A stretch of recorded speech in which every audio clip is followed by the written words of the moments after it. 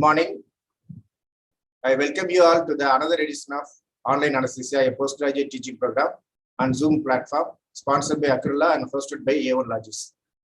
Today we begin with the cardiovascular system. We have Dr. Azam with us today to deliver lecture on the physiology of cardiovascular system.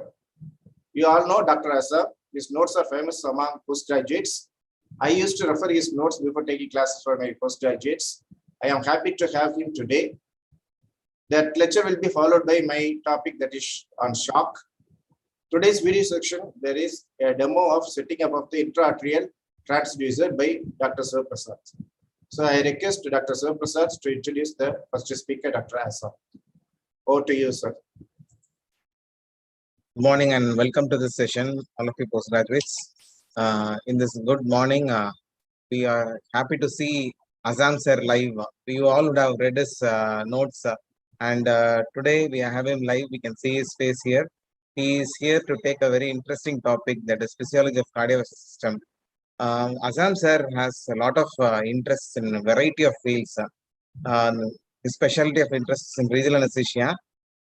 He is the executive chairman of IORA, you all would have been knowing. He also has special interest in critical care and obstetrics. So together, he has written a chapter of critical care and obstetrics and mechanical ventilation in textbooks. And his articles on pre-oxygenation are very interesting. So without wasting, he is the senior consultant in Bhagavan Mahavir Jain Hospital. Without wasting much time, we are eagerly waiting to hear his lecture. Welcome, sir. Thank you, sir. Thank you so much, sir. Thank you.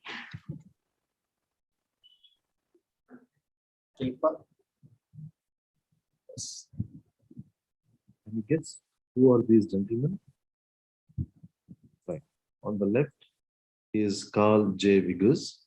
Carl J. Wiggers is famous for his Wiggers diagram. And he is Mr. Thomas Lewis. He's the father of electrophysiology. So Wiggers is the famous for Wiggers diagram, and this is what is Wiggers diagram. We will go in detail as we go further in our talk. Now, who is this gentleman? He is William Harvey. His greatest achievement was the demonstration of circulation of the blood. And this gentleman is William Haberdin. He said something to do with the blood circulation in coronary arteries. And take a guess, who is this gentleman? He is Mason Soames. His contributions were coronary catheterization, percutaneous coronary intervention, and coronary artery bypass surgery. So with this, I would like to first congratulate Dr. Edwin Johnson, sir, for such a wonderful platform for learning anesthesia for postgraduate students. I think it's one of the most noble thing what sir has done. Thanks to you, sir, and hats off to you. At the outside, I would also like to thank Dr. Edwin Johnson, sir, for giving me this opportunity to speak on such a honored platform. So, sir has asked me to speak about cardiac cycle, coronary circulation, and pressure volume loops. So, this is quite a long topic. So, I request you to, bear with me. First, we will start with cardiac cycle. I request everyone to just pay some amount of attention here, because cardiac cycle has a lot of cyclic events that are happening one after the other. So what happens is, even if the concentration, or if you lose, one or two slides in between, you will lose the whole process of cardiac cycle. So I would request you to concentrate for some time. It's not very difficult. Now, by definition, the sequence of electrical and mechanical events that occur in the heart during the single heartbeat is called the cardiac cycle. Now, what are the electrical events? The action potential that is generated in the form of ECG, and the mechanical events like systole, diastole, volumes and pressures, like pressure changes in the ventricles, pressure changes in the atria, volume changes in the ventricles, and valvular events like production of heart zones. So these are all the mechanical events. Now, if you see the graph, the pressure volume loop, it's only the left ventricle has been used. Now the question is, why is the left ventricle being used? The volume and the pressure changes are more in the left ventricle, and the right ventricle pulmonary artery, in right ventricle, the pulmonary artery, the right ventricle has to pump the pulmonary artery to the lungs, it's much easier and less resistance. But whereas the left ventricle has to pump the blood through the aorta, first it has to create a pressure where the aortic valves open, and then it pumps the blood to the different parts of the body. So the aortic pressure is about 80 millimeters of mercury, whereas the pulmonary artery pressure is about 8 to 10 millimeters of mercury. The maximum it can reach is about 25 millimeters of mercury.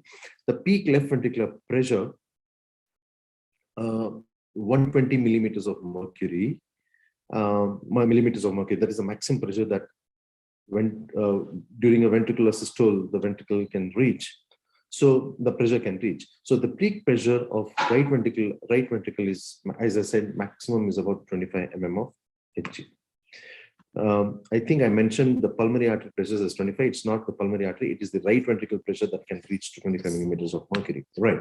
So the duration of each cardiac cycle and its implications are, now the normal heart rate, any normal heart rate is anywhere between 60 to 100 beats per minute. So we take a mean, so it's say about 72 beats per minute. So we take a 60 seconds divided by 72 beats, it is about 0.8 seconds. So why is it so important to discuss the tachycardia or the duration of the heartbeat? As the tachycardia or the heart rate increases, there is a decrease in the cardiac cycle. That is first thing. The second, during the cardiac phase, during the tachycardia, the diastolic phase decreases more than the systolic phase. That's very important. And the most important is the endocardial perfusion happens in the diastole phase. And if there is tachycardia, the endocardial perfusion suffers. So this is one of the most important points during this. Now, essentially, there are two phases in cardiac cycle. That is systole, that is the contraction phase, and there is a diastole, that is the relaxation phase. Now, during each cardiac cycle, as I said, it is about 0.8 seconds. So atrial systole is about 0.1 second. Always remember the systoles have shorter duration and the diastole has a longer duration because the time taken to fill the atria or the ventricle takes little longer time. So relaxation, that is atrial diastole, the duration is 0.7 seconds. And the ventricles, the ventricular systole is about 0.3 seconds and ventricular diastole is about 0.5 seconds. Now we'll see the atrial cycle, which is about 0.8 second. In that, we see atrial systole, which is about 0.1 second. So atrial systole starts from the peak of the P wave, and where the AV valves opens, the blood flows to the ventricles and also through the great veins into the atrium, and then it goes into the ventricle. So when there is atrial contraction begins, the 80% of the blood flows into the ventricle is by passive filling. So there is nothing, no pressure is required. Ventricle starts contracting, the AV valves open, the blood just flows into the ventricle. But additional 20% of filling of the ventricles is by atrial contraction. Right now, atrium contracts and pumps the volume in the ventricle by about 20%, a small amount of blood, and this contraction is called as atrial kick. Now, this is very important because during tachycardia, as I said, when there is a tachycardia or when there is an increase in heart rate, the duration of the cardiac cycle decreases. At that point of time, the atrial kick comes into action. Now, normally the atrial kick is 20%, but during tachycardia, the atrial kick can increase to 30 to 40%. So that is what it is, implication. Now, this is what I was telling you, a Wiggers diagram. Any Wiggers diagram will contain heart sounds, electrocardiogram, aortic pressures, ventricular pressures, atrial pressures, and JVP. So JVP is here, that is in the form of CEP can be measured. And this is also the atrial pressure. We have the aortic pressure here. The blue one is the ventricular pressure. The ventricular volume is the red one. We have electrocardiogram and the phonocardiogram for the recording of the heartbeat or the heart sounds. There are lines here. So between the dotted line and the bold line, that is the isovolumetric contraction. Then we have ejection. There is the rapid ejection and the slow ejection. Then we again have diastasis phase. Then we have the atrial systole somewhere here and here. Again, it's between the dotted line and the bold line. So we will see in our slides in detail about what is its importance. Now, today's discussion, whenever we're describing pressure changes or volume changes in the left ventricle, these are the following headings that I would be going, or these are the following sequence that I'll be following. First, I will suppose, for example, if I'm discussing about atrial systole, I will first discuss, yes, atrial systole starts from where and ends where. What happens, what are the ECG findings in atrial systole, and what are the heart sounds that, if at all, if it is there, what are the heart sounds that we could hear. Then we discuss about the pressure changes in the left atrium, in the atrium and the ventricle, and left ventricular volume. We will see changes in the left ventricular volume. Then we will see aortic pressure changes and the change in the JB. So this is the same sequence we would follow. Now let us see what happens to the pressure changes during atrial systole. Now, the pressure changes during atrial systole, we all know that right atrium is 4 to 6 mm of Hg, and the left atrium is about 4 to 8 mm of Hg. Now, let us see during atrial systole, that is the dotted line, is somewhere here, and the bold line. And if you see here, it is between the dotted line and the bold line is the atrial systole. So the P wave on the ECG, is because of atrial systole or a atrial depolarization. So it basically starts, if you see the dotted line, it passes through the peak of the P wave. So from the peak of the P wave is where the atrial systole starts, right? That is one thing. Then where does the atrial systole ends? It ends at the peak of the R wave. So it ends at the peak of the R wave, or the peak of the QRS complex, you can say as well. Now, at this point of time, there is mitral valve here, as you see in this picture. So this is also the atrial systole. This is the atrial systole. There is mitral valve here. The closure of the mitral valve produces the first heart sound. Not to forget, and it would be picked up on the phonocardiogram. Sometimes in few individuals, you also can hear fourth heart sounds. That is probably in this phase where the atrial systole is there. Sometimes it is loud, sometimes it is not. If it is loud, you need to think of pathological conditions, right? So the fourth heart sound is created. Why? Because it's created by the vibration of the ventricular wall during the atrial contraction. So that is responsible for the S4. So what are the implications of fourth heart sound? Right, as I said, the fourth heart sound sometimes can be pathological, and it is hypertrophic congestive heart failure. You can hear it in hypertrophic congestive heart failure, massive pulmonary embolism, tricuspid incompetence, or pulmonary.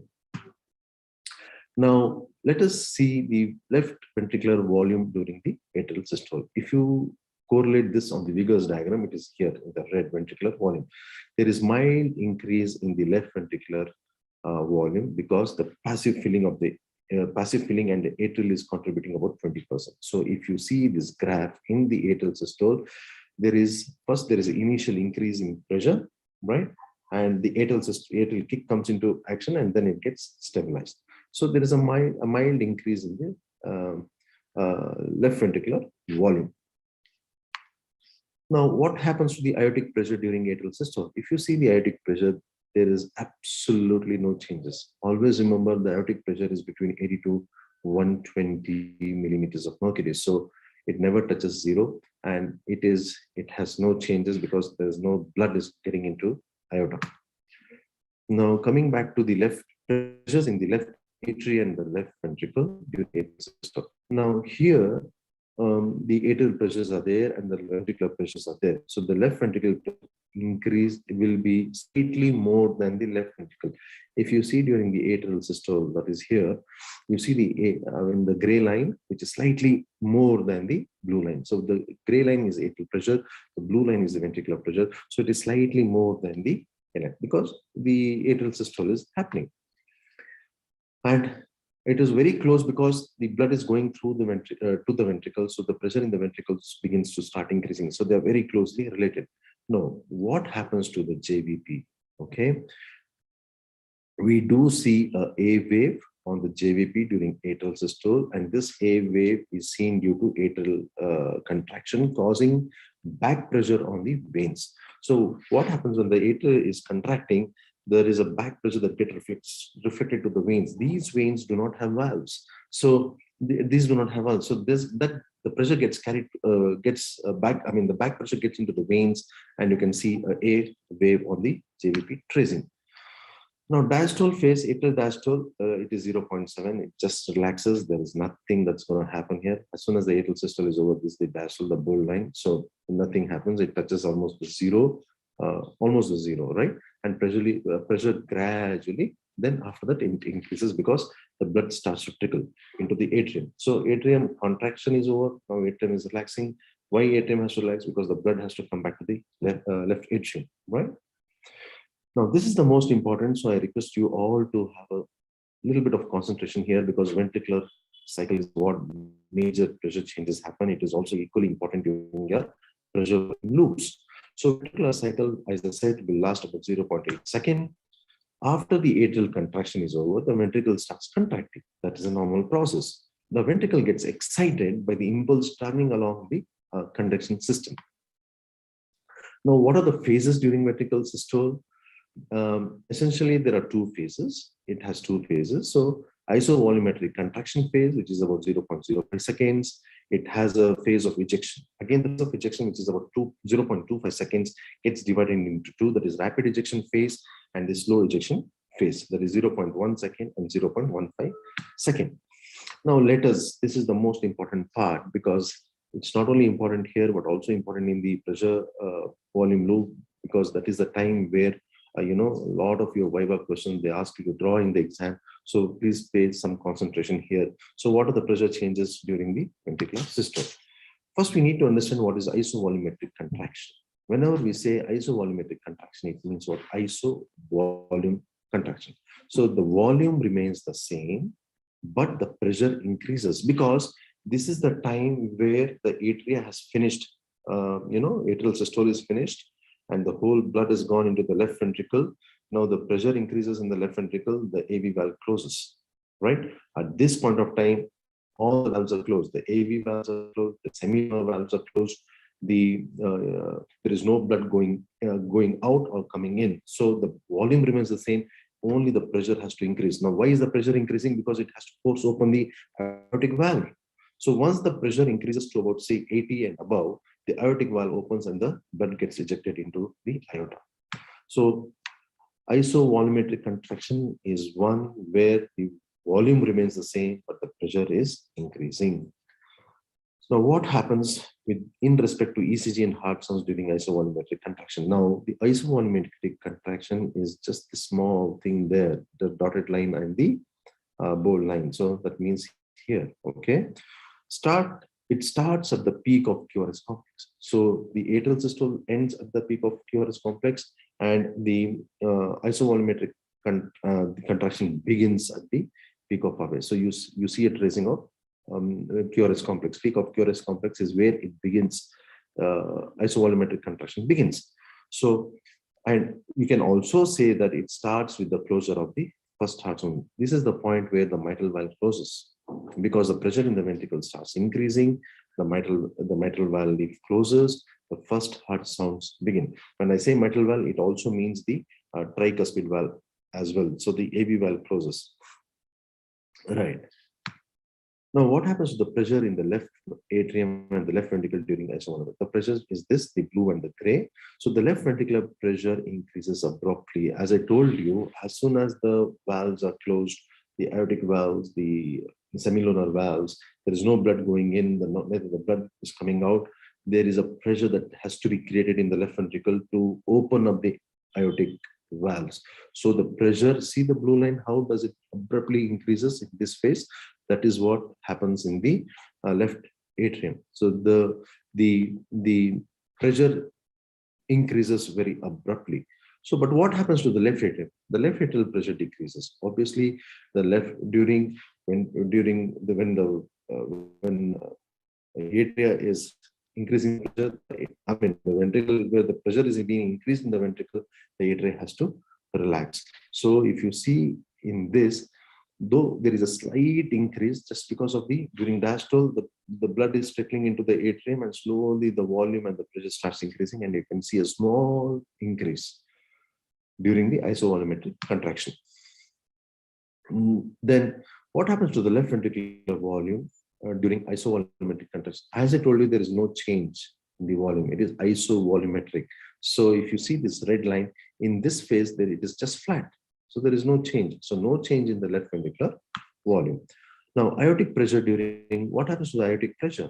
So aortic pressure also does not change because there is no blood going in, because isovolumetric contraction where the pressure is increasing, but it has not increased to an extent where the aortic valve opens, right? If the aortic valve opens, that is the point where the isovolumetric contraction phase ends.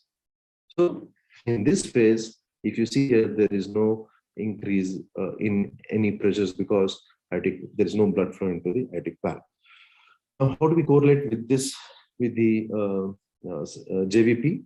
So what happens is a C wave is seen again because now the pressure has been increased in the aortic valve. So what happens when the pressure is increased? The tricuspid valve bulges. Okay, the tricuspid valve bulges. So the slight pressure increases in the right atrium, and that again causes back pressure, and we see the tracing C. You can exactly see the rise in the JV, that is C, indicated by letter C. So to summarize, start of the peak of QRS complex, that is isovolumetric contraction, starts with the closure of mitral valve, that is the first heart sounds, ends with the opening of aortic valve, as I told you. So ventricular pressure more than aortic pressure, ventricular volume is the same. Isometric contraction. There's one more word called isometric contraction. Here, the muscle length remains the same, only the tension changes in the muscle. Please remember this. So the ventricular pressure rises abruptly from 0 to 100 because it has to force open the valve. The maximum pressure it can reach is 120 millimeters of mercury in the left ventricle and 0 to 10 mm of mercury in the right ventricle. All the valves are closed, as I said, and aortic blood flow is nil, and you can see a C wave on the JVP. Right. I hope this clears the ventricular systole. Now, what happens is the next phase, isovolumetric contraction. So the next phase is the phase of ejection. Again, phase of ejection said it divides into two, which is last about 0.5 seconds. So rapid ejection phase and the slow ejection phase. So what we have spoken is right now is isovolumetric contraction phase. Right. Let us see what happens in rapid ejection phase. ECG, just the ST segment. Now, rapid ejection is from the time the aortic valve opens, the blood gets ejected into the aorta, and the ventricular pressure also increasing. So at this point of time, that is the ST segment is what you see here. So ST segment on the ECG, we don't hear any sounds in the heart. Pressure in the left atrium and left ventricle, atrial pressure falls initially. So the atrial pressure falls, then slowly increases, and because the left atrium receives blood during diastole, right, the ventricular pressure increases, but the aortic pressure is more than ventricular pressure. At this point of time, what happens is the pressure, which is about 80, now the ventricular pressure has reached to about more than 80. At that point of time, the aortic valve opens. Once the aortic valve opens, the pressure in the aorta first, it increases. It increases so much so that the aortic pressure is more than the ventricular pressure at one point of time. So what happens to the aortic pressures? Right, aortic pressure increases and there is steep increase in the aortic blood flow. So the blood flow the ventricle has to push in as much as blood into the aorta. So here you can see them, on the graph where the aortic pressure is increasing or increased. The left ventricular volume again, because the volume that is there in the left ventricle is getting into the aorta, the volume in the left ventricle starts decreasing. So there is steep fall in the ventricular volume by about 2/3. This is exactly what happens. So this is the initial rapid ejection phase, and then there is a slow ejection.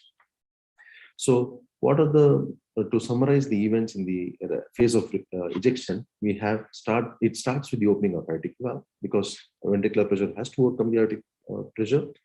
Lesser duration because it's rapid ejection, aortic pressure increases, ventricular pressure increases, but the aortic pressure is more than the ventricular pressure. Atrial pressure falls initially and then slowly increases because the atrium receives the blood during the diastole. There is steep fall in the ventricular volume and steep increase in the aortic blood flow. And when you compare compared to the ECG, it is ST segment seen on the ECG. Now, the last phase of ventricular systole is the slow ejection phase, which is about 0.15 second. What do we see on the ECG and the heart sounds? Yes, we do see T wave. So this T wave is on the later part of the ejection phase. That is called as the slow ejection phase here.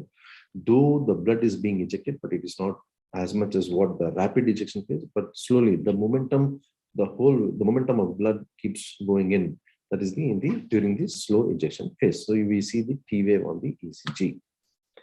Then what happens? The atrial pressure continuously increases due to the atrial filling. So what happens here in the atrial pressures during here, it starts increasing. If you closely watch here, there is slight increase from the baseline. It moves up because now atrial pressure continuously, because the atria keeps getting filled now, okay, and the pressure in the atria starts increasing, and the ventricular pressure and aortic pressure decreases. So at the same time, the ventricular pressure and aortic pressure decreases, where the aortic pressure does not come and touch zero. It stays by about 80 millimeters of mercury, because it has to close.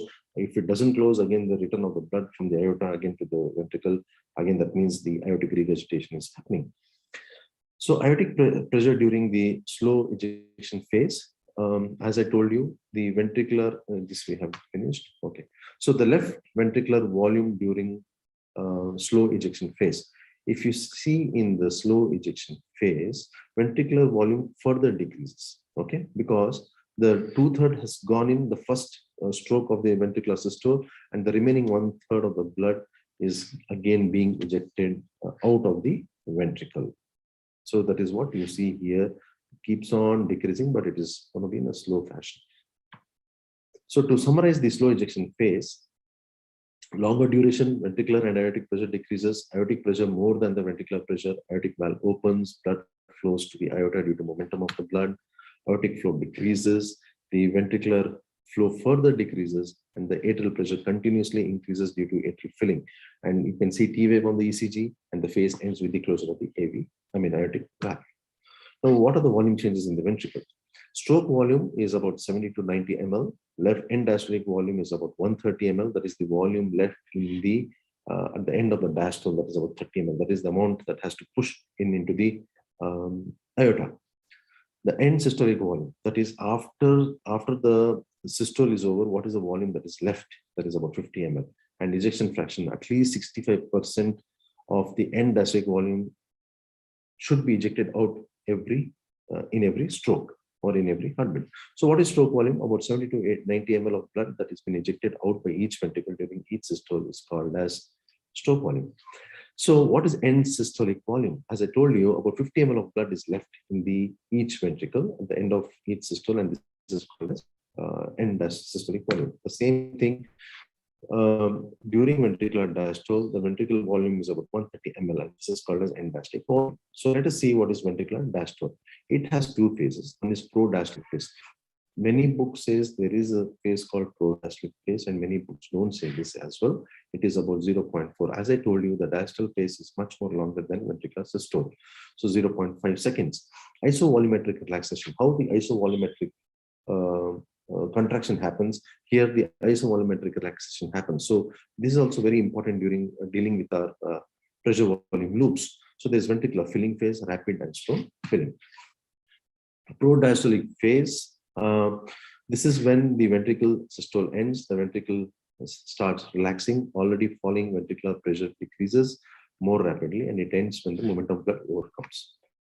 During this phase, there is elevated pressure in the distended arteries, that is aorta and pulmonary, which pushes the blood back towards the ventricle, which snaps the semilunar valves to close, and aortic and pulmonary valves closes, right? And this is the time where we hear the second, when the aortic valve and the pulmonary valve closes, so we get to hear the second heart sounds. So we will see what is isovolumetric relaxation phase. This phase starts at the closure of aortic valve. So closure of aortic valves, when we say closure of aortic valves, it is not only aortic valves, also the pulmonary valve as well. So whenever we close, there is a closure of the aortic valve, this phase is started. Which one? The isovolumetric relaxation. Now the rapid decrease in the ventricular pressure happens. Okay, so ventricular pressure rapidly it decreases. Suddenly, if you see here, it decreases. This is the isovolumetric relaxation. So you can see the pressure getting decreased or being decreased. No change in the ventricular volume. So again, there's no change in the ventricular volume in this phase, right? Then aortic blood flow is nil. Again, aorta, you will not have any increase or decrease. It is the same maintained at about 80 millimeters of mercury. We said that aortic valves closes, so the second heart sound is produced and atrial pressure increases. Now, if you see the atrial pressure, there is slight increase in here, okay, and we see a V wave is seen again because of the back pressure. As I told you, the atria, there are no valves in these veins, so there's a back pressure, and you can see a recording of V on the JVP. So there is something called incisura. What is incisura? At the closure of the aortic valve, you see a dichrotic notch. This is here the dichrotic notch. Okay, and in the downslope of the aortic pressure, which is called as incisura. Okay, now rapid filling phase again, it is last about 0.11 seconds. So mitral valve opens, again increased ventricular volume, pressure decreases in the ventricle in spite of filling, decreased left atrial pressures, and here you can hear the third heart sounds. That is because of rapid rush of blood from the atrium to ventricle. So there is rapid initial flow of the blood in the ventricles. You can hear the third heart sounds. What are the implications of this third heart sound? The third heart sound again is a pathological, could be pathological. So seen in dilated congestive cardiac failure, severe hypertension, myocardial infarction, and mitral incompetence. Now we will see this ends the cardiac cycle. So we will go into the coronary circulation. I will not go into detail because of the time constraints, but however, I will highlight the most important points. Now, the heart has the highest oxygen consumption per tissue mass of all the human organs. At the resting coronary blood flow is about 250 ml per minute, that is 0.8 ml per minute per gram of heart muscle. This represents 5% of the cardiac output. So ischemia results because of the oxygen demand supply, basically.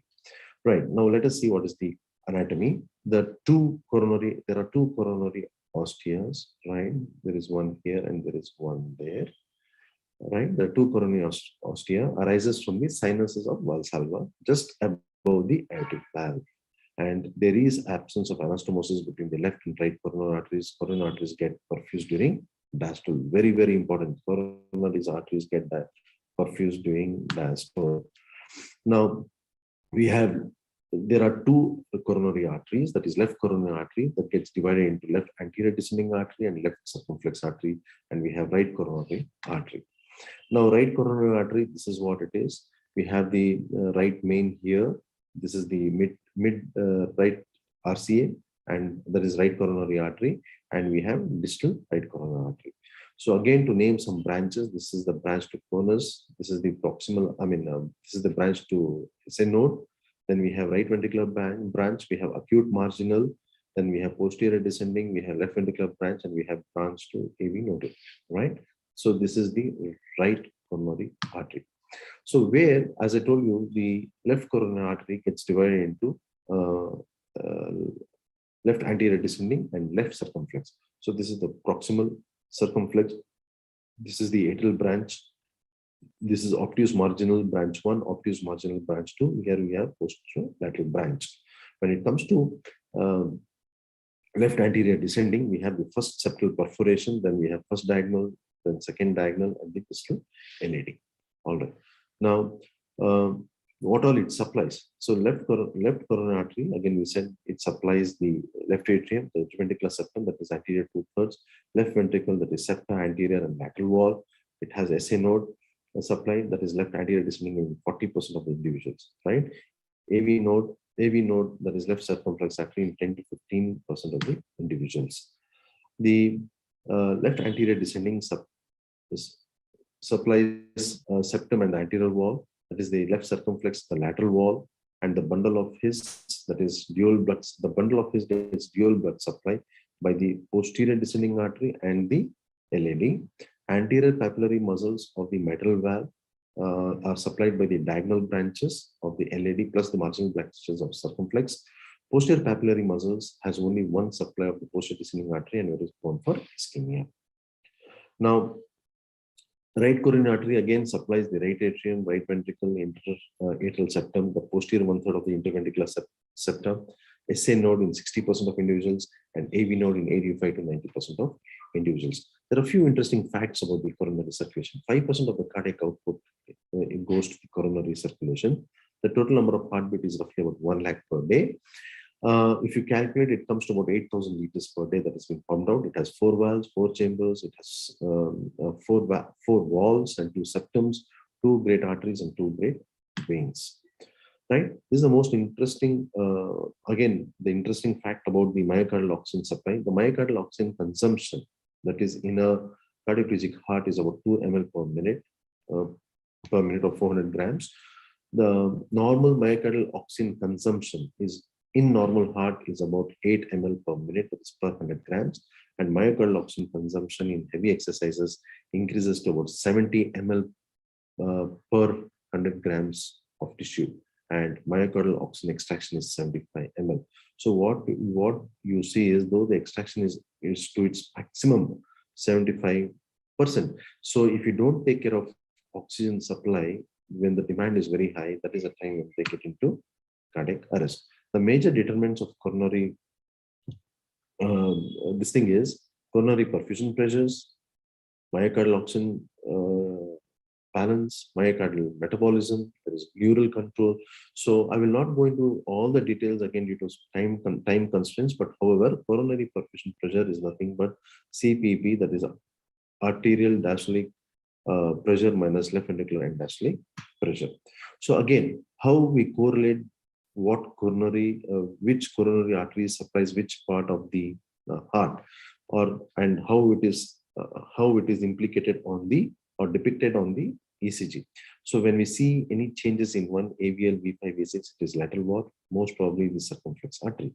When we see 2, 3 AVF, inferior wall, right coronary artery. When V1 and V2, it is septum, left anterior descending. V3 and V4, anterior wall, left anterior descending.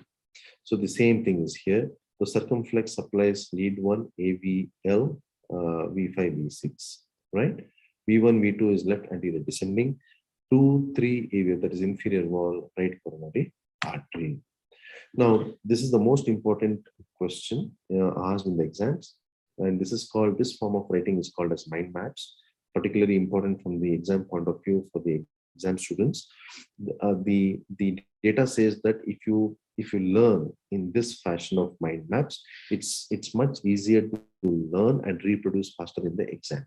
So this is called as mind maps. Try and draw this in your answer sheets. It's much more easier to write, very less time consuming and easy reproducible. So myocardial oxygen balance, again, oxygen supply, it depends on oxygen carrying capacity of the blood. And again, that depends on hemoglobin concentration, shape and position of ODC, hemoglobin saturation. And the coronary blood flow, again, aortic diastolic pressures, autoregulation, intramyocardial pressures, heart rate, coronary stenosis, collateral circulations, and blood viscosity. When there is demand, there are major determinants and minor determinants. So major determinants are like heart rate, contractive, wall tension, preload, afterload. And when it is about minor determinants, basal oxygen requirement, activation of energy, extent of work. So this, I think, finishes the coronary circulation. We will go to the pressure volume loops. In this, I will share my screen in a minute.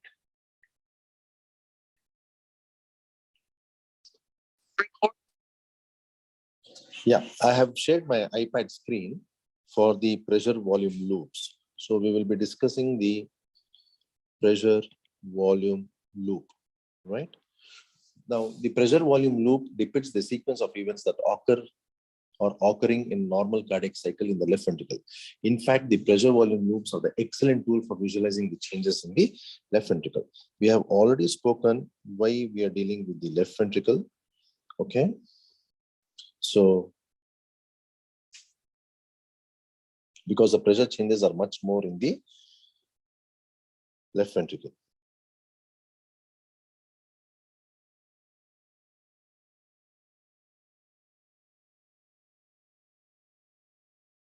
All right.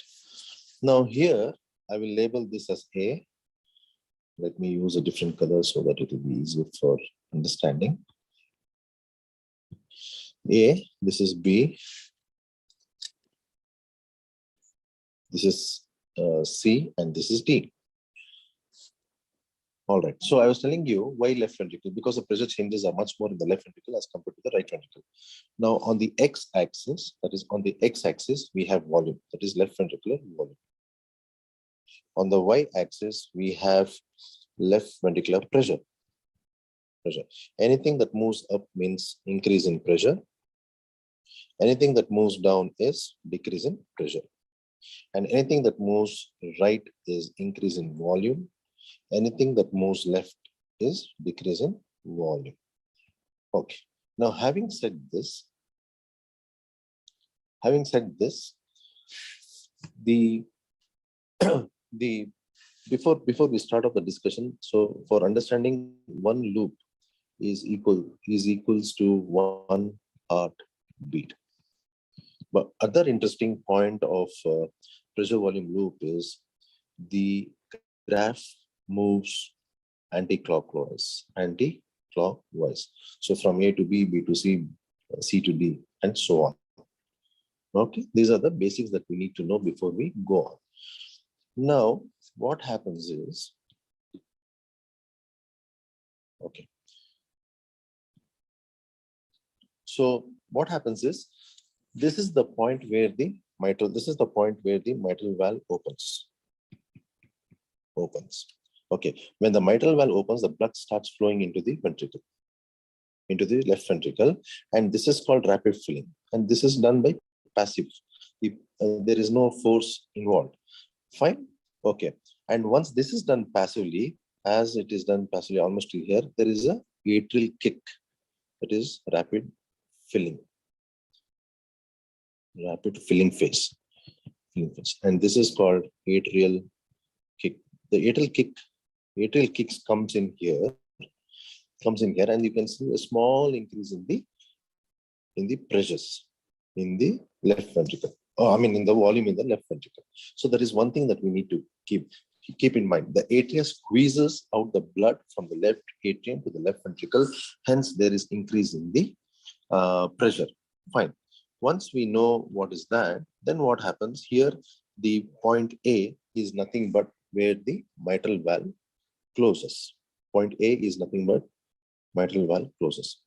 When I say mitral valve, that also means the tricuspid valve also closes.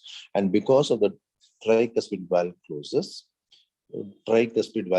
there is a first heart sound is heard. Heart sound is audible in the form of lump. This is one important point that you need to keep in mind. At this point, the ventricle starts. So this point, the ventricle starts contracting. So the problem is here the mitral valves are closed. The aortic valves are not yet open. Neither the pulmonary valves are open. None of the valves are open.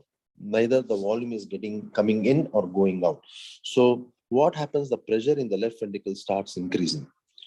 It has to increase to a certain level. That's what we learned in cardiac cycle. That is, it should at least reach about 80 and above millimeters of mercury to kick open the aortic valve. So once the pressure reaches the more than the aortic valve opens here. So point B is aortic valve. So A is mitral valve closes. Here aortic valve opens. The phase between A to B is called as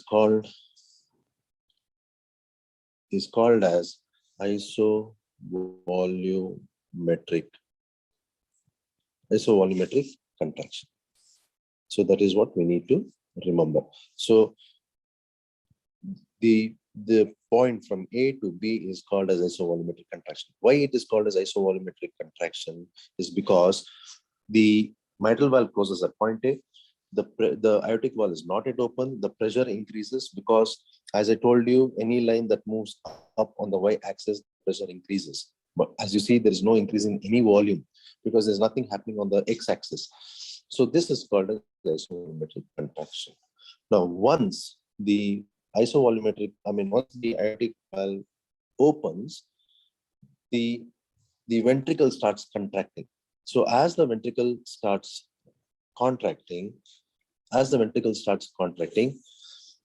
now the mitral valve is closed and the aortic. So once the left ventricle is contracting, the blood is going to get ejected out into the aorta. So it is called as ejection, systolic ejection. So this is rapid ejection phase. This is slow ejection phase. Okay. So this is called as ejection. So once the mitral valve, just to just tell you from starting, from point A to point B is called as isovolumetric contraction. So A is mitral valve closes, the pressure starts increasing. There is no change in the volume, neither the blood is coming in nor the blood is going out. As the pressure increases, when it reaches more than 80 millimeters of mercury or 80 millimeters of mercury, this is the point where the aortic valve opens and the left ventricle contracts and the blood is ejected out into the atria. Okay, so the blood is pushed into the atria. Now the blood is moving all along the x-axis. Okay, I said it move if the curve moves towards the left. So first there is increase in the blood getting into the aorta, then it starts decreasing. Okay, this phase between B to C is called as systolic ejection phase. I hope this is clear. Now, once the pressure starts falling down in the aorta, that is about, say about maximum, it is about 120 here and minimum at about 80 millimeters. So this is in terms of millimeters of mercury and this is in terms of ml. Okay. When the left ventricle starts relaxing, the pressure in the left ventricle starts falling.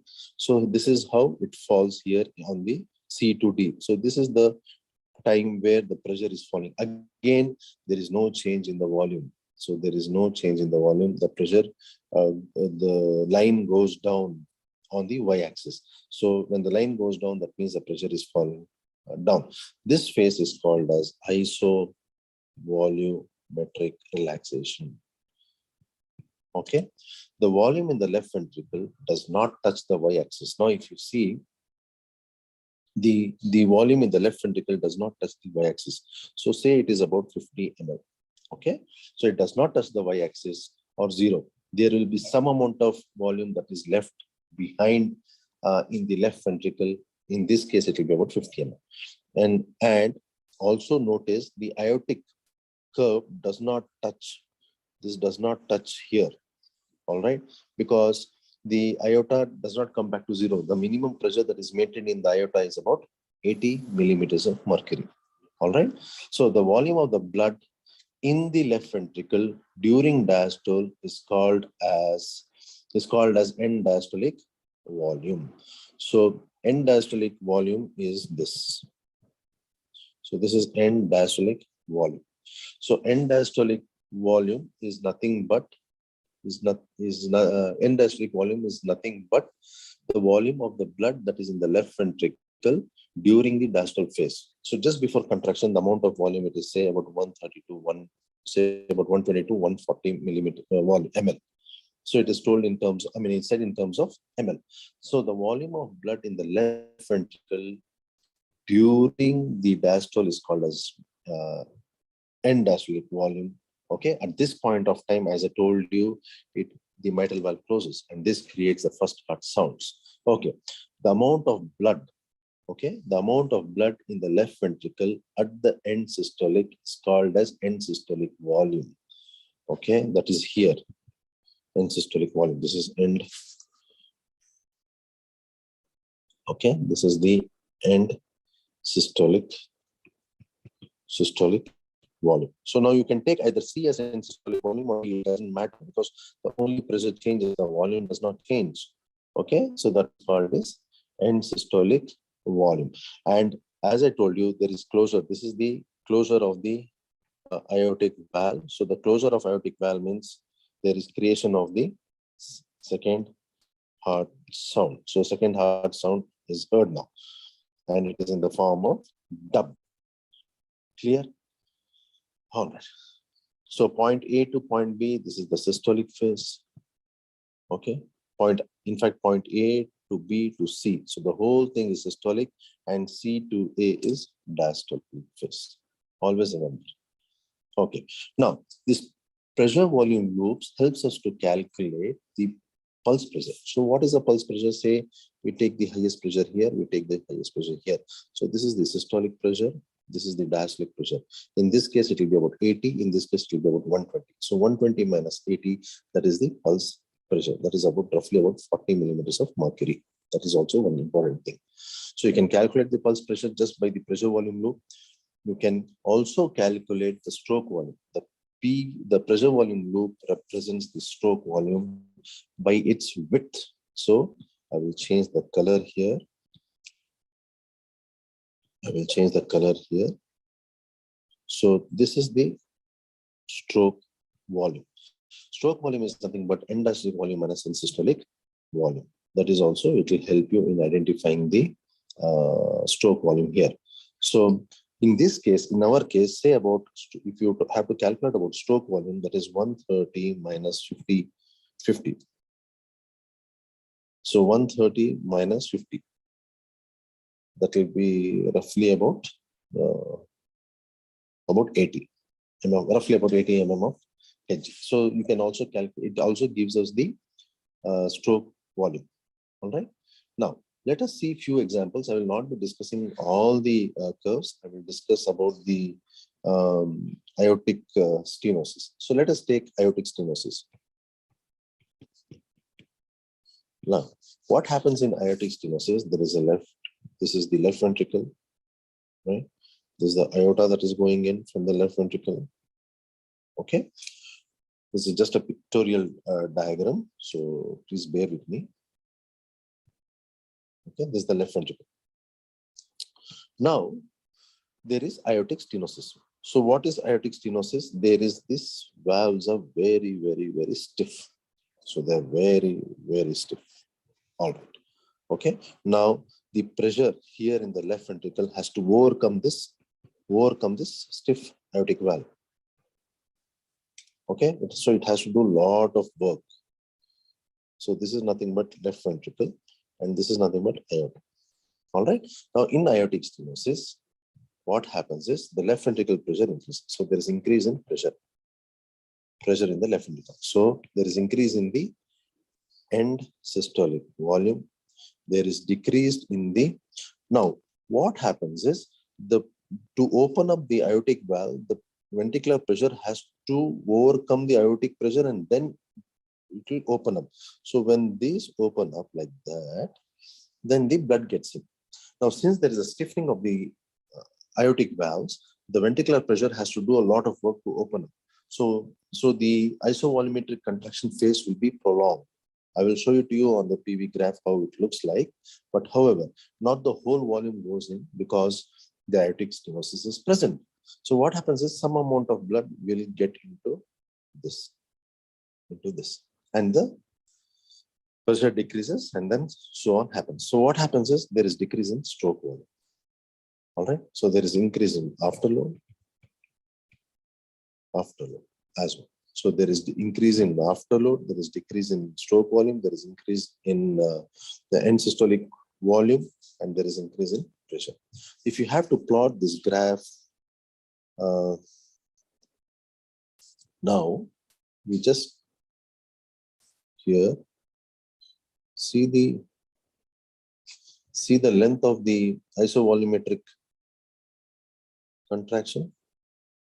If you compare to this, see the first of all, there is the isovolumetric contraction phase is increased. That is increased.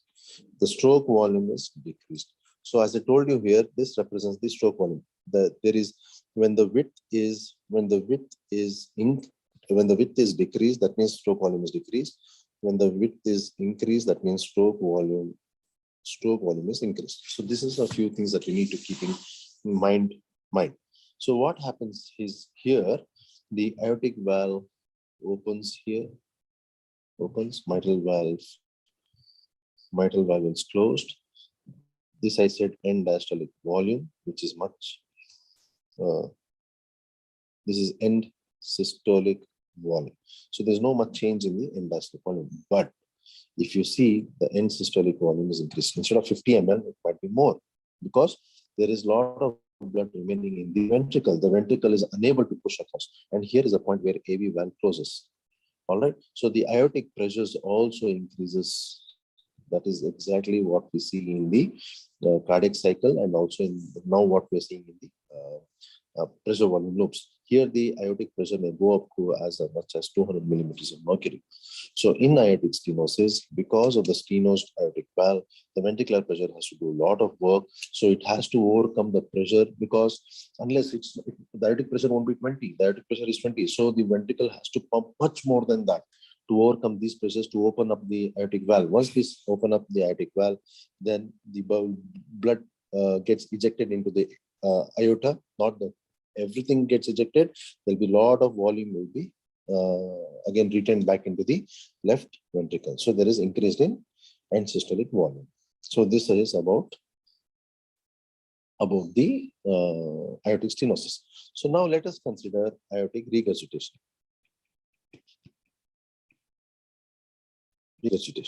So what happens in aortic regurgitation?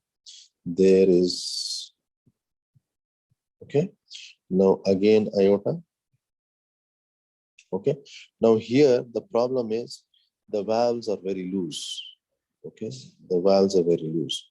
Now this is LV, this is LA.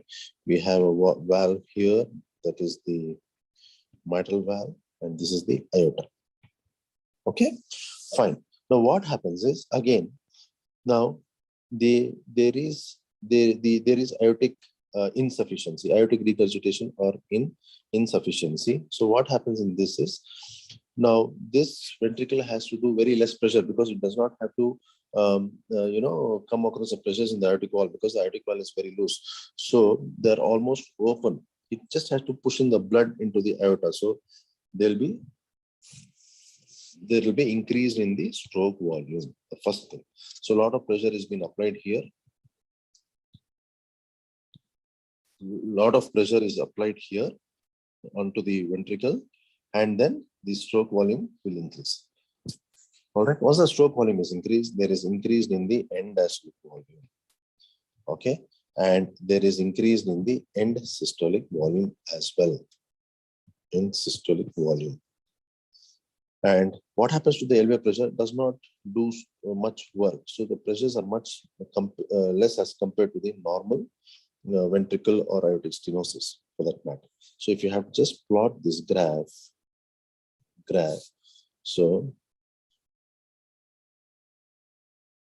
okay.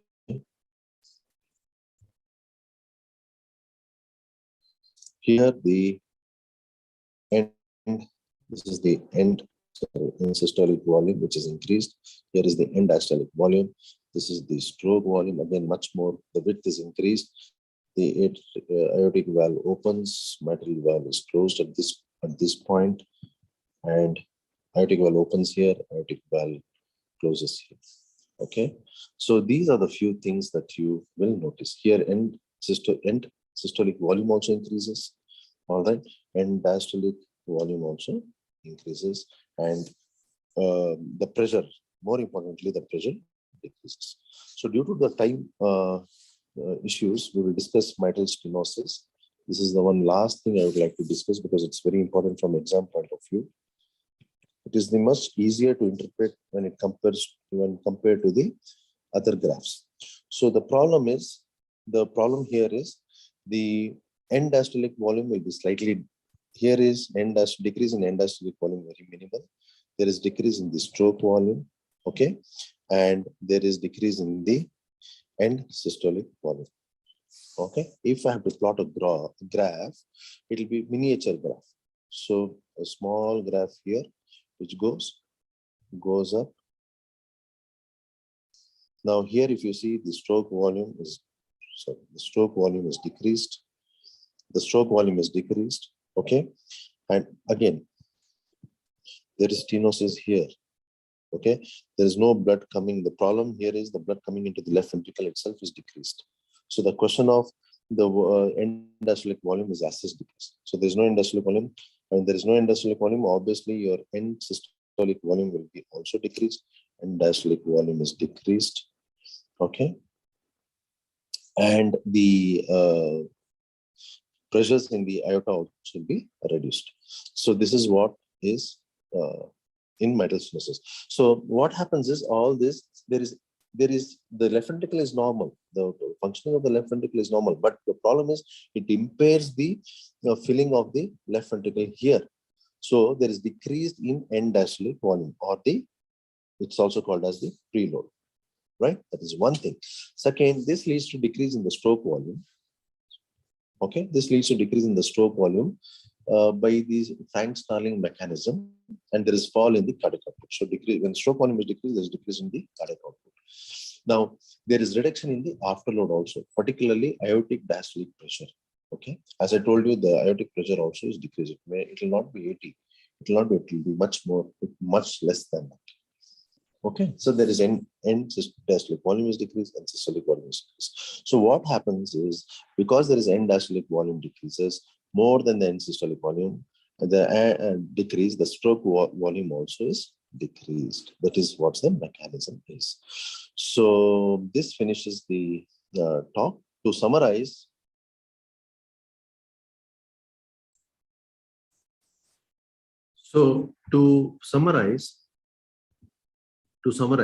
first thing is it is important from the exam point of view. Okay, that is one. Second, the coronary circulation has been asked n number of times in theory and viva voce, not to forget. And then the PV loops, many a times the examiners have asked the student to draw the PV loop in the exam. Now, many a times these guys, the postgraduate students ask, sir, why do we need to know about cardiac cycle? The reasoning is it helps in therapeutic interventions. It gives us good understanding about the monitoring, helps in interpreting the data. So not to forget, coronaries get perfused during diastole. Fair to have good, and it is very important to have a good understanding about oxygen supply and demand in cardiac patients, because that is a single most event that can cause problems. And pressure volume loops gives us good understanding about the disease process. With this, once again, I thank Dr. Edward Johnson, sir. My apologies to take 10 minutes extra because I had to, explain the whole pressure volume loop in depth. I could not cut short, though I have skipped mitral regurgitation. Again, once more, congratulations to you, sir, for creating such a wonderful platform, and thank you so much for considering me for this. Thank you once again, sir. Thank you, sir. So, Prasad, sir. Thank you very much, sir. It's a very exhaustive and wonderful lecture, sir. Thank you, Edward Johnson, sir. Again, congratulations. I must, every time when I see this program, I get so excited to be a part of it. Hats off to you, sir, and really appreciate and hope the postgraduates take some amount of information from here. Thank you so much, sir. Once again. Thank you so much, sir. Thank you. There is one query about how to draw ECG and correlate with JVP, sir.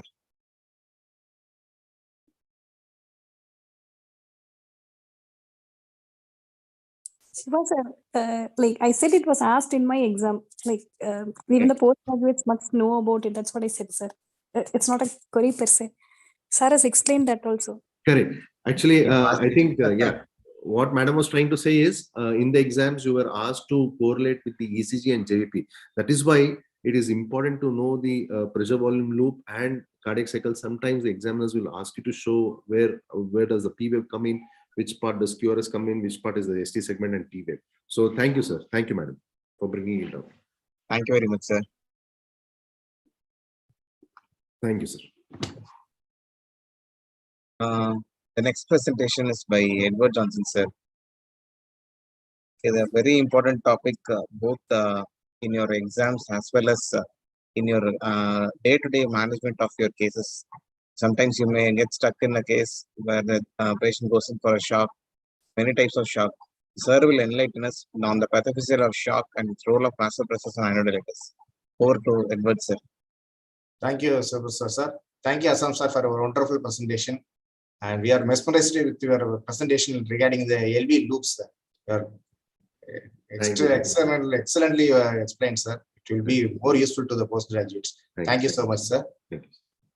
So today my topic is the pathophysiology of shock and role of vasopressors and ionodilators.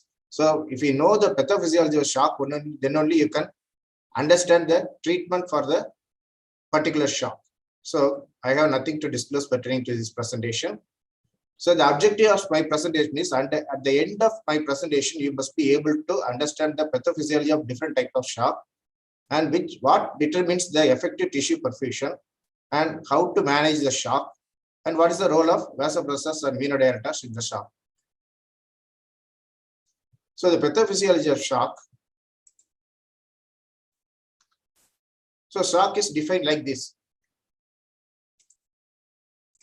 So it is a life-threatening. Yes, it is life-threatening. If you leave the shock untreated, it will end up in death. So it is a life-threatening generalized state of circulatory failure. Yes, there is a circulatory failure to supply the oxygen and energy substrate to the need of the end organ. So that is the circulatory failure. So these are the 4 types of the shock.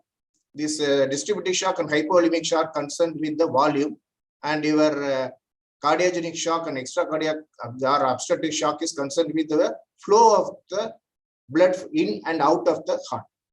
So coming to this distributive shock, there is an intense vasodilatation in the distributive shock. So that is failure of the sympathetic tone, as in the case of anaphylactic and anaphylactoid reactions and neurogenic shock. But in addition to this vasodilatation, in septic shock, there will be a endothelial damage. So there will be leak of the intravascular volume into the interstitial space. So coming to this hypovolemic shock, here it is concerned with volume, but the volume is lost.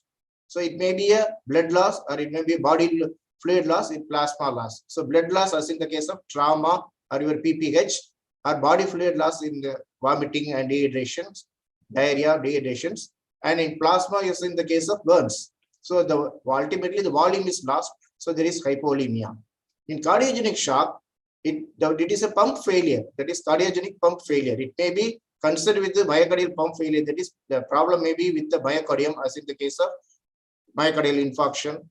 And it may be in the conducting system. It may be a bradykardioarrhythmias, or it may be a pathology of the valves which decompensate. So it is a cardiogenic shock. So coming to the extracardiac or obstructive shock, there is a obstruction to the flow of the circulation. It may be a greater circulation or it may be lesser circulation. In case of a pulmonary embolism, it is concerned with lesser circulation, or it may be a pericardial effusion or tension pneumothorax. So obstruction of the blood flow to the lesser circulation or greater circulation is the extracardiac, or is otherwise called obstructive shock. So whenever hypotension happens, what is the normal compensation? In one limb, the baroreceptors get activated. So increased sympathetic activity stimulates the heart. Your heart rate and contractility increases. So increase the cardiac output leads to the try to maintain the blood pressure. In the other limb, what happens? The blood flow to the renal reduced. So renal perfusion reduced. So your RAA system activated. You can say RAA, AAA also you can say. Renin, angiotensin, aldosterone, and you can add ADH also. So what happens? The angiotensin is a powerful vasoconstrictor. It constricts the vessels and increases the systemic vascular resistance and try to restore the blood pressure. And aldosterone, what it do is it conserves the excretion of the sodium and water. So increases the circulating volume. So increases the preload. So it increases the cardiac output and try to restore the blood pressure. So this is the normal compensation whenever there hypotension occurs. So the hemodynamics, so what is the ultimate goal of a cardiac function? It is a perfusion of the end organs to meet the oxygen demand, and also energy substrate should be, that is glucose, should be supplied to the end organs. So already I discussed in the first class itself, the oxygen delivery. So oxygen delivery depends upon the oxygen content and its delivery by the cardiac output. So oxygen content depends upon the hemoglobin, oxygen saturation, and your cardiac output depends upon the heart rate and stroke volume. So throughout the presentation, you remember this. Cardiac output is nothing but heart rate and stroke volume. So your heart rate depends upon the rate and rhythm, and your stroke volume depends upon preload, contractility, and afterload. The preload can be assessed by your CVP and afterload can be assessed by your MAP. So remember, blood pressure is nothing but the product of the cardiac output and systemic vascular resistance. The cardiac output is always inversely proportional to the systemic vascular resistance. Whenever the systemic vascular resistance increases, your cardiac output decreases. Whenever systemic vascular resistance falls, your cardiac output increases. So you remember this. Do you know what is Mary's law? In hypertension, there will be a reflex bradycardia, that is called Mary's law. So coming to the hypolimic shock, here the volume is circulating volume is lost. So what is the compensation? There will be a sympathetic volume is lost means your cardiac output is reduced. So the blood pressure is cardiac output is systemic vascular resistance. So the compensation is increase in systemic vascular resistance. So there will be increased systemic vascular resistance and your circulating fluid will be lost. So what is the pathogenesis of hypolimic shock? There is a dehydration due to loss of blood, body fluids or plasma that leads to the intravascular volume depletion. So circulating blood volume is reduced. So your venous return reduced. So your pressure in the venous circulation is reduced. So your JVP is reduced. And you remember the pressure is the product of the Q and R. Q is flow, R is the resistance. So here the resistance is the flow, Q, flow is reduced because of the reduced blood volume, the flow is reduced. So the compensation, the R resistance is increased in order to keep the pressure constant. So what happens once the organ perfusion is reduced because of your hypovolemia? So irreversible damage occurs. What is irreversible damage? In skin, it leads to vasoconstriction and diversion of the blood from the skin to the vital organs. That is diversion of the blood from non-vital organs to the vital organs. The skin looks like cold, mottled extremities. So brain, so blood flow reduces. So cerebral ischemia eventually results in progressive loss of consciousness. So this is the end organ damage. So heart, there is a compensatory tachycardia and further compromise will lead to pulseless electrical activity. In kidney, the blood flow is reduced. So renal ischemia ultimately leads to acute tubular necrosis and your reduced glomerular filtration rate leads to oliguria and ultimately the renal failure is the end organ damage. In all other organs, because of the short supply of the oxygen, anaerobic metabolism leads to formation of the lactic acidosis. So this is more important. You imagine when the heart stops, the vascular system, the venous system and arterial system is filled with certain amount of the blood. That volume of the blood is known as unstressed volume. So the pressure in the system is now, it is called minimum systemic filling pressure, MSFP. So when the heart starts, the stroke volume will be added to the circulating volume. So that volume is called stressed volume that causes stress on the walls of the vessels. So that increases the venous return and increases the cardiac output. So in hypovolemia, there is loss of stressed volume. So when you add high fluids, the stress volume increases. So your venous return increases and your cardiac output increases. The other way of increasing the venous return is you cause vasoconstriction of the vessels. You convert the unstressed volume to the stressed volume. So your venous return will be increased, your cardiac output will be increased by using norepinephrine. So the treatment of hypolimic shock, the first line of treatment, you give fluids in the form of blood, plasma and fluids. And second line of treatment is you go for norepinephrine when the systolic blood pressure falls below 90. So you know the mechanism, it converts the unstressed volume. It converts the stressed volume, unstressed volume to stressed volume. You'll see here. It converts the unstressed volume to stressed volume. So the venous return increases. So ultimately, by using a norepinephrine, you can resuscitate the patient with lower amount of the fluid. That is called, the norepinephrine acts as a fluid-like effect. It was published in the 2021 Journal of Critical Care. And when after a treatment with your IV fluids and norepinephrine, if you see the blood pressure is not restored, then you think of myocardial dysfunction. So the heart is not functioning properly. So then you go for inotropic agent like dopamine and epinephrine. So coming to the distributive shock, here there is the intense vasodilatation. In sepsis, in addition to the intense vasodilatation, there is endothelial damage. So there will be leak of the fluid from the intravascular to the extravascular compartment. So the pathophysiology in distributive shock is, it occurs in pancreatitis, anaphylaxis, sepsis. This is due to systemic inflammation. So the whole endothelium will be disrupted. So there will be leak of the fluid from the intravascular to the extravascular compartment. And there may be vasodilatory drugs, that is nitroglycerin or calcium channel blockers can cause vasodilatation. In liver failure, the vasodilators metabolism will be lost. So the circulating vasodilators will be increased, so cause vasodilatation. In adrenal insufficiency, if you remember, the cortisol is the one drug that sensitizes the catecholamine receptors, that is alpha receptors and beta receptors to the circulating catecholamines.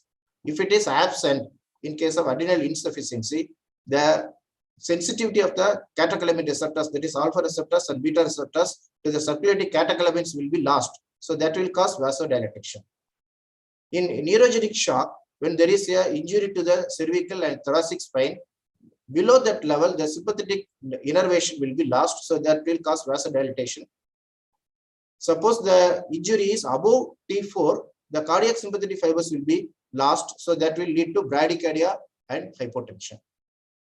So coming to the distributive shock, the effect of distributive shock is, here due to the vasodilatation, the extremities will be warm.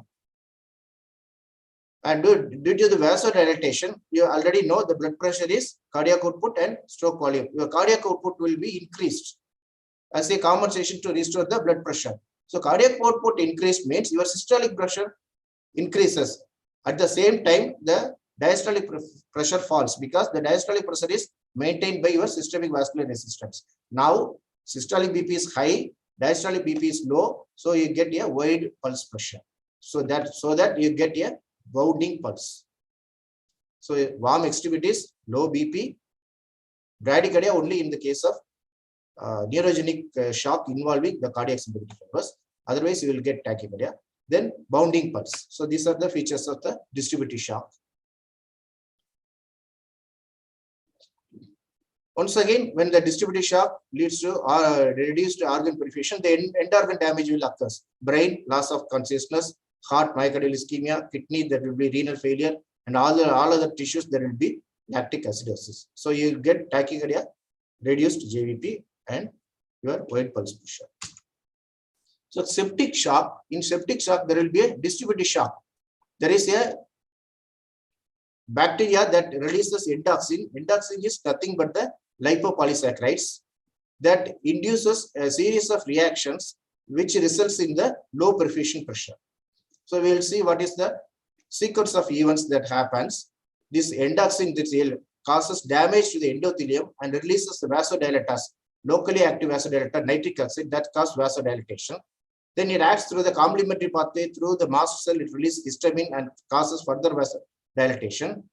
And it acts on the macrophages and neutrophils and release the inflammatory reactors, that is cytokines and interleukin 1 and 6, that acts on the endothelium, and the endothelium also releases the plasminogen-like activators that interfere with the coagulation. So these are the pathophysiology of septic shock. So the vasoactive agents we are used in the septic shock is, we use the alpha receptors. So these are the drugs we use which acts through the alpha receptors. First line is norepinephrine, second line epinephrine, third phenylephrine, fourth is the dopamine. Then dopamine higher doses acts through the alpha receptors, lower doses it acts through the dopamine 1 and 2 receptors. And then your vasopressin that acts through the vasopressin 1 and 2 receptors. And your angiotensin 2 that acts on the arginine vasopressin receptors. And it also acts on the posterior pituitary and releases the vasopressin. In addition to that, we are using steroids because steroids sensitizes all these receptors to the circulating catecholamines. So coming to the cardiogenic shock, here there is a pump failure, that is effective cardiac contraction is not there. So already I told you, blood pressure is cardiac output into systemic vascular resistance. When cardiac output reduces, your systemic vascular resistance increases. So there will be sympathetic stimulation and there will be intense vasoconstriction. So the pathophysiology is the cardiogenic shock can occur in arrhythmia, in valve dysfunction, cardiomyopathy, and myocardial infarction. So in a arrhythmia, what happens? It may be a bradyarrhythmia or it may be a tachyarrhythmia. If it is a bradyarrhythmia, what happens? You know, the cardiac output is the product of the stroke volume and heart rate. When heart rate reduces, your stroke volume is reduced. Your stroke volume reduced. In tachyarrhythmia, what happens? The diastolic time is reduced. So diastolic filling is reduced. So your stroke volume will be reduced. So ultimately, your cardiac output will be reduced. In cardiac wall dysfunction, there will be regurgitation and stenosis. Regurgitation, during systole, there is a backflow. So the stroke volume is reduced. In stenosis, the forward flow is obstructed. So your stroke volume reduced, your cardiac output reduced. In cardiomyopathy, there is outflow obstruction. So your stroke volume reduced, your cardiac output reduced. And your myocytes dysfunction and myocardial infarction, there is death of the cardiac cells. So your contractility will be reduced. Contractility will be reduced means your stroke volume reduced. Then your cardiac output reduced. So when cardiac output is reduced, your stroke volume is reduced. Sorry, your cardiac output is reduced, your systemic vascular resistance automatically increases. So in cardiogenic shock, you have low cardiac output, high systemic vascular resistance. So this is the effect of end organ damage. So the brain, loss of consciousness, heart, there will be a myocardial ischemia and pulseless electric activity. Kidney, there will be renal failure. In skin, there is diversion of the blood from the skin to the vital organs. And in the right ventricular backflow causes congestion of the venous system. So JVP will be increased, your distended neck veins, and there will be peripheral edema in the extremities. In left ventricular failure, your pulmonary capillary wedge pressure will be increased. So there will be leakage of the blood from the pulmonary vasculature that lead to pulmonary edema, then end up in dyspnea and tachypnea. So coming to the last, that is obstructive shock. In obstructive shock, there are three types. That is cardiac tamponade, pulmonary embolism, and tension pneumothorax.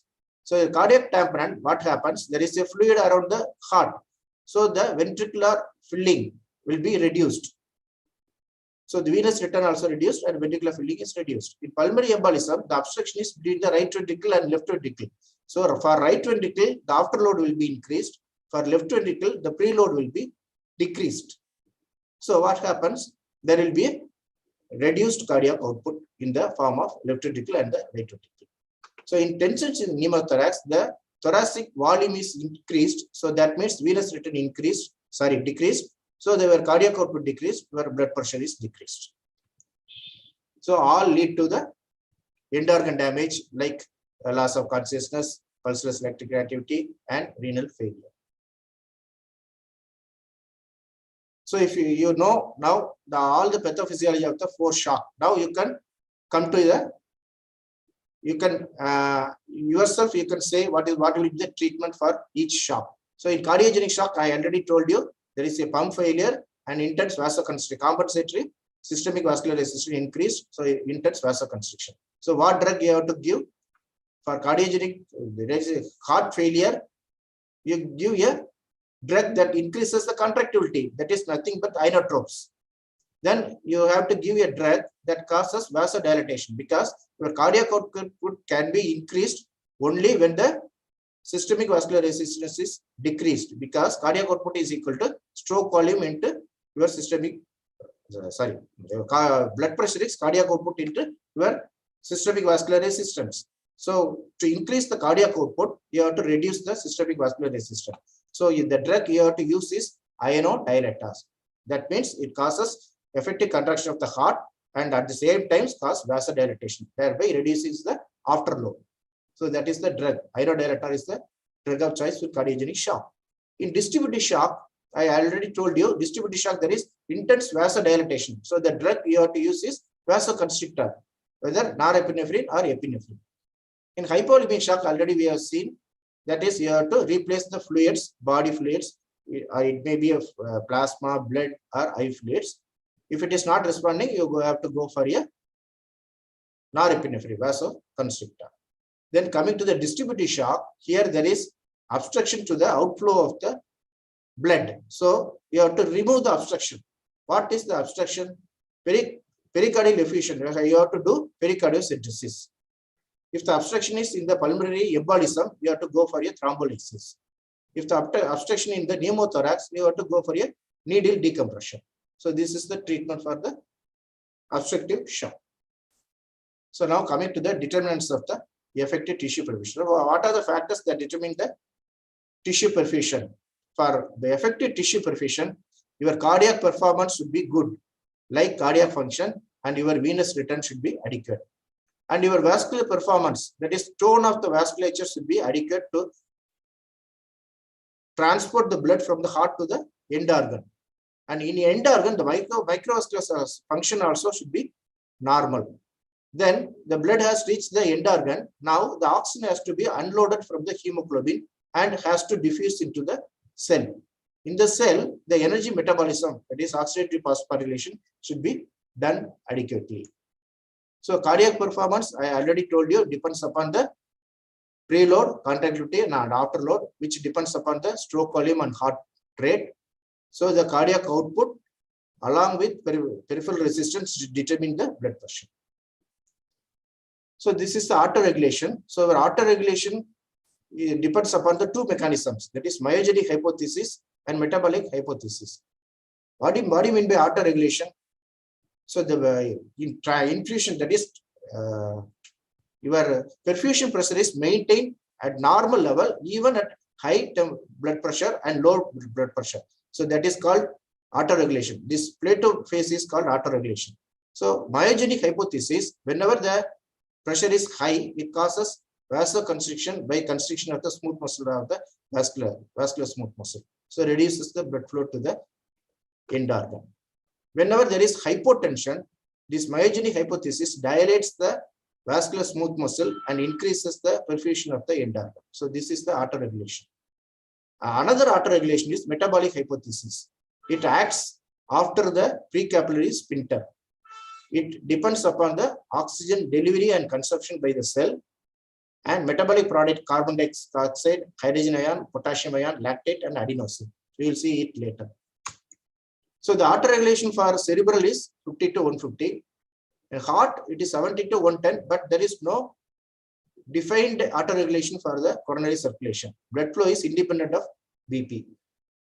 So kidney, there is intrarenal auto-regulatory mechanisms to maintain the renal blood flow and also your GFR. So it maintained at 80 to 180 mm of mercury. It is the auto-regulation of the kidney. So microcirculation, so up to the arterioles, your auto-regulation works.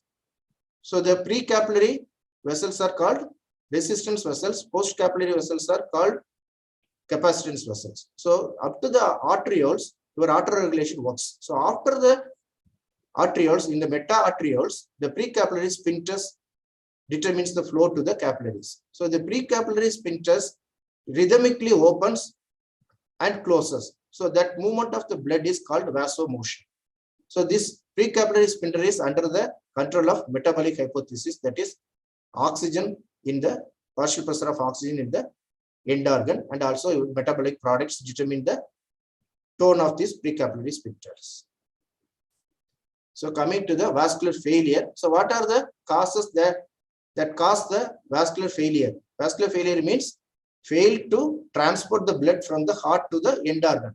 So the vascular failure is due to the tissue acidosis, local vasodilatation it causes, and your catecholamine depletion. So in shock, there will be increased secretion of the catecholamines.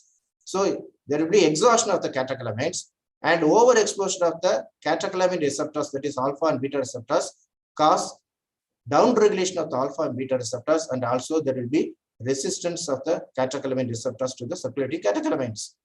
So the third thing is endogenous vasoactive substances. Whenever there is increased blood volume, brain natriuretic peptide will be secreted by the left ventricle. So what it do is it causes vasodilatation and it facilitates the excretion of the sodium and water by the kidney. Then the atrial natriuretic peptide, this is secreted by the atrium cause vasodilatation and facilitate the excretion of the sodium and water to reduce the volume overload. So then the C-type natriuretic peptidase, it is in the endothelium. It also locally causes vasodilatation. So the decreased sympathetic tone. So whenever the sympathetic tone is lost, as in the case of distributive shock, so there will be a vascular failure.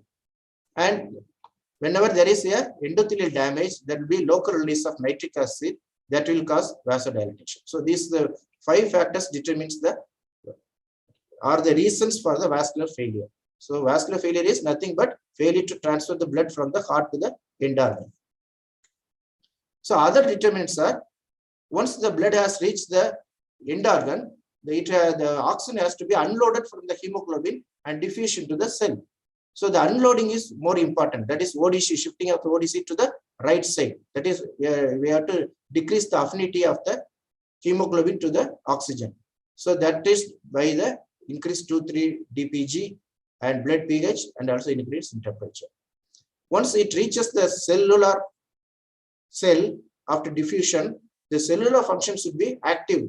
That is, the oxygen should be metabolized through the citric acid cycle, that is oxidative phosphorylation, to produce ATPs. So these all things has to be intact for a effective perfusion, tissue perfusion. So the oxygen extraction ratio, I have told you this in the first class itself. The oxygen extraction ratio normally is 25%. That is, 1000 ml oxygen is supplied to the end organ. Only 250 ml will be taken by the end organ. 750 will be returned to the venous system. So this extraction ratio is why 25%. It is a reserve capacity. Whenever there is a increased exercise or increased demand of oxygen, this extraction can go up to 50 to 60%, independent of the delivery of the oxygen. So you have to remember, independent of the delivery of oxygen, it can go for extraction of 50 to 60%. That means 500 ml of oxygen can be utilized by the cells. But when it go beyond 60% extraction, then it becomes delivery dependent. So you have to adequately perfuse the end organ to get the oxygen extraction. So this is the end damage of the cell. The cell, due to the damages due to cellular ischemia, free radical formation, and your local inflammatory mediators. This all cause the damage to the end organ. So coming to the management of the shock, the initial therapeutic steps is you admit the patient in the intensive care unit, to IV access, start central venous catheter, arterial catheter, EKG, that is ECG monitoring, pulse oximeter monitoring. Then you support the hemodynamic. How to support the hemodynamic? First, you do a fluid challenge, whether the shock can be reverted by giving the IV fluids.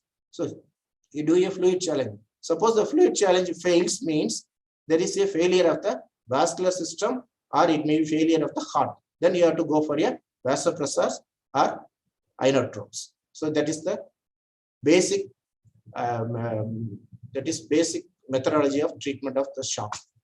So your goal should be, hemodynamic support should be, you have to maintain the MEP more than 60, pulmonary artery occlusion pressure 12 to 18, cardiac index more than 2.2 liter, maintain oxygen delivery by increasing the hemoglobin, artery saturation should be increased by means of supplementary oxygen or your mechanical ventilation. Then you have to reverse the lactate production. How to reverse the lactate production? That means anaerobic metabolism should be converted to aerobic metabolism. You have to adequately perfuse the organ with adequate oxygen. You can convert the anaerobic metabolism to aerobic metabolism. Then maintain urine output, reverse encephalopathy, improving renal and liver function test. So the resuscitation, you have to give crystalloid or colloid. So it is a controversy is there, but the crystalloid is preferable. Then optimal pulmonary capillary wedge pressure is 10 to 12 or 15 to 18. There is a controversy. Then you do a fluid challenge. That is, fluid challenge is 20 ml per kg fluid, or 250 ml should be given in 10 minutes. Then you see for a raise in stroke volume. In olden days, we will see for the raise in systolic blood pressure of 10%. But now they say only you have to look for the stroke volume raise of 10 to 15%. Suppose there is no response, then you can go for 5 to 10 ml. Repeat challenges. in case of cardiogenic shock, we have to challenge with low volume, that is 100 to 200 ml. But this fluid challenges, nowadays they are not following fluid challenges. Do you know why? Because only 50% of the patients improve after the fluid challenge. So that means 50% of the patients are having some other than the fluid, that is cardiogenic shock, or it may be a vascular failure. So this 50% patients who are not improving after the fluid challenge, this fluid challenge will be detrimental to the patients. So they are avoiding the fluid challenge. Now they go for a slow leg raising test in ICU. Do you know how to do the slow, that is passive leg raising test? You have to sit the patient in 45 degree and you have to tilt the patient flat with the limbs raised. So what is the advantage of this passive leg raising test? You are not additionally giving any fluids. You are only shifting the fluid in the vascular system. When you keep the patient in 45 degree, the upper part blood will get pulled in the lower limb. When you raise the leg, the lower part blood will go to the upper limb, that is heart. So that is a better, safe challenge of fluid in the form of passive leg raising test. So whenever you go for a fluid challenge test, when the patient is cardiogenic or patient in the vascular failure, there will be detrimental to the patient. So we better go for a passive leg raising test. So coming to the role of vasopressors and inodilators in the shock. So this is the proposed classification. So the drugs with inotropic effect and vasoconstrictors are norepinephrine, epinephrine, and dopamine. Only vasoconstriction effect is phenylephrine and vasopressin. The drug with inotropic effect with vasodilatation is dobutamine and milrinone, and only vasodilator is nitroglycerin, nitroprusside. So you must know the receptors where it is present and what is the action of the receptors. So alpha, it present in the vessels, it causes vasoconstriction. Beta 1 present in the heart, it causes positive inotrophy and chronotrophy. Beta 2, it present in the blood vessels, causes vasodilatation. Dopamine D1 present in the D1, D2 present in the splanchnic vessels and kidney, cause vasodilatation. Vasopressin 1 present in the blood vessel, cause vasoconstriction. Vasopressin 2 present in the kidney, cause antidiuretic effect and vasodilatation. Angiotensin 2, it acts in the posterior pituitary and release vasopressin, and it acts in the kidney, causes vasoconstriction and norepinephrine, vasopressin release from the posterior pituitary. So you must know which inotropes acts on the which receptors. So norepinephrine predominantly acts as alpha receptors. Epinephrine acts 50% in the alpha and 50% beta.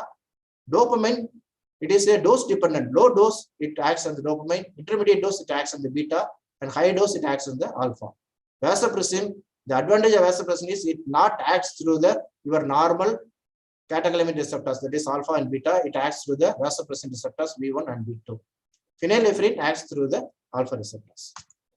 So these are the receptors found in the blood vessels, that is alpha 1 receptors, beta 2 receptors, then your arginine vasopressin receptors, dopamine receptors, and angiotensin receptors. So you know these receptors are present in the vascular smooth muscle. So you have to select a drug accordingly to cause a vasoconstriction in case of the shock.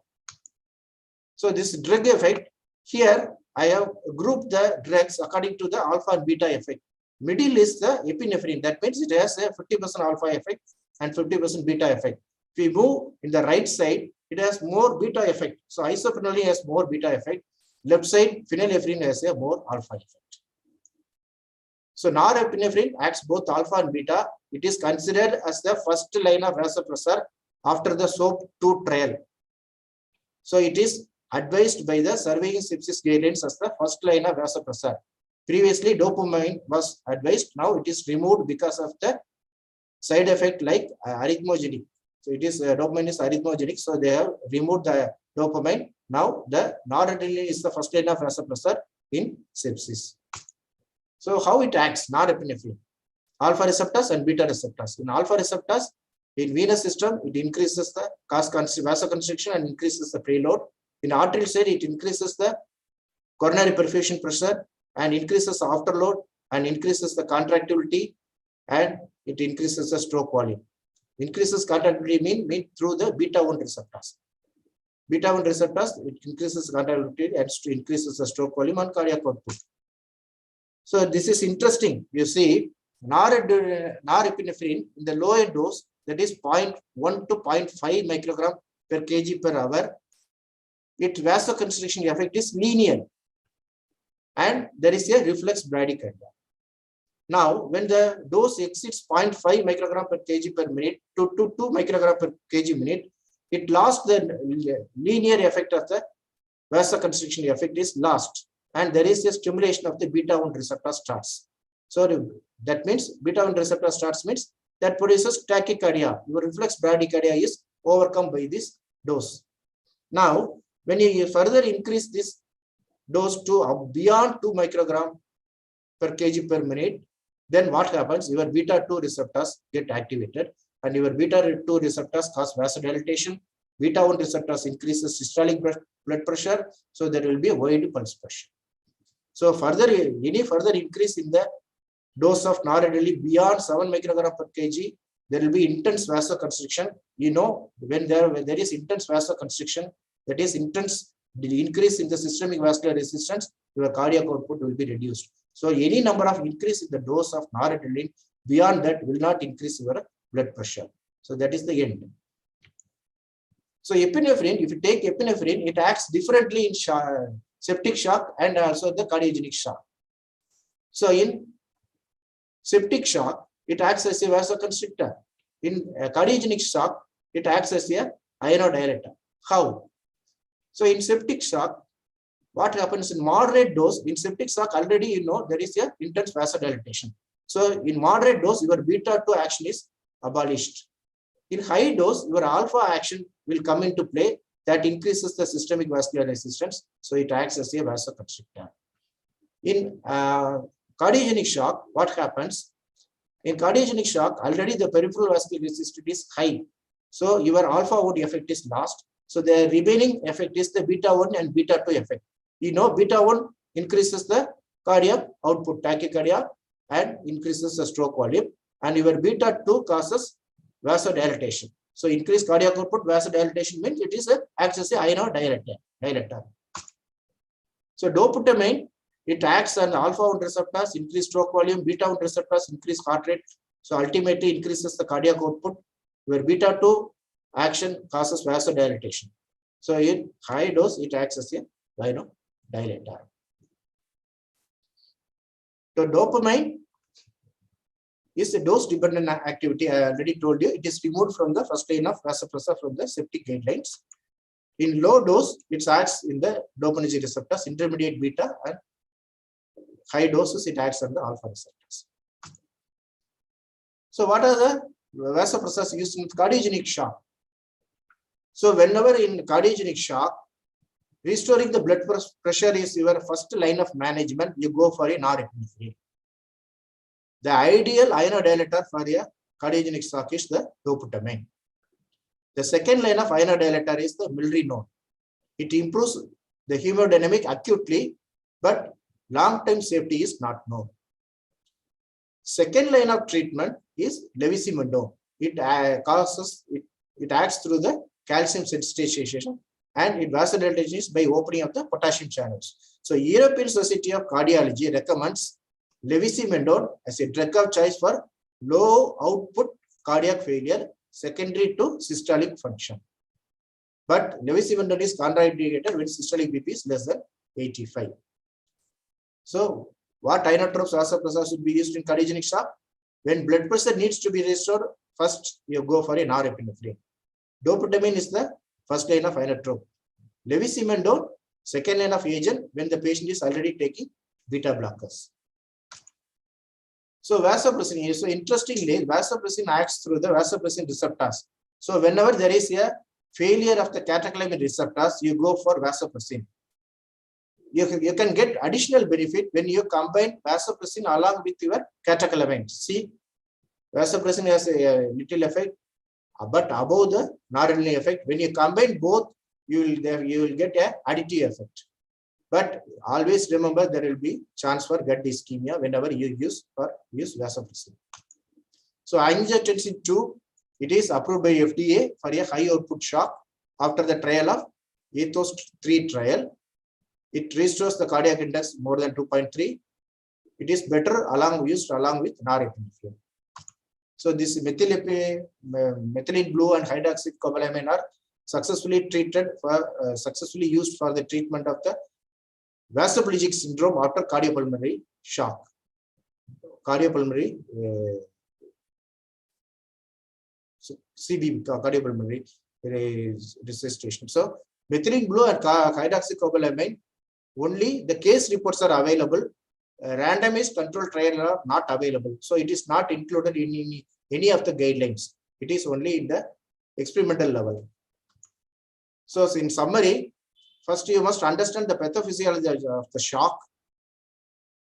Then you have to select the vasopressor according to the receptor's preference. First you select a vasopressor according to the guidelines. The second additive vasopressor should be according to the patient's receptor's responsiveness. So with that, I come to the end of my presentation. This is my blog. Continuous teaching will be there in the anesthesia blog. Thank you. Thank you, sir. Over to you, sir. Sir, excellent presentation. Both useful for postgraduate curriculum as well as practical, especially the rotating of fluid challenge test. We also are using leg raising test because if we any problem with the increase in volume, we can bring the leg down and the volume will go back to the leg. So it is highly reversible. Once you push the fluid in, it's very difficult to take it out. And ceiling limits of noradrenaline all were very useful, sir. Thank you very much, sir. You can go to the next session, sir. I will post the answers in the chat. Yes, sir. Okay, sir. So we have talked a lot of theory and practical things. Let us next see a video on how to measure the blood pressure to understand both cardiac physiology and treat shock.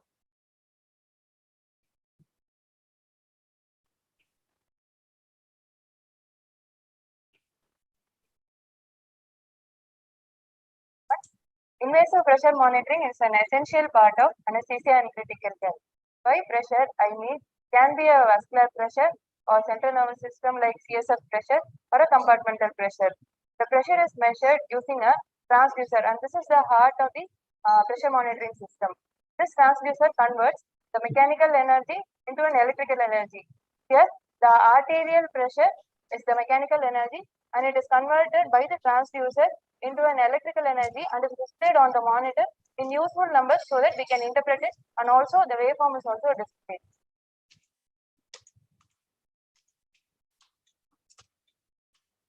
So what are the components of such an invasive pressure monitoring system? We have three components. First is a rigid pressure tubing that conducts the mechanical energy from the patient to the transducer. Next is the transducer, which can convert this mechanical signal into an electrical signal at this interface, and an electrical system to the wire. It conducts the electrical signals here to the monitor.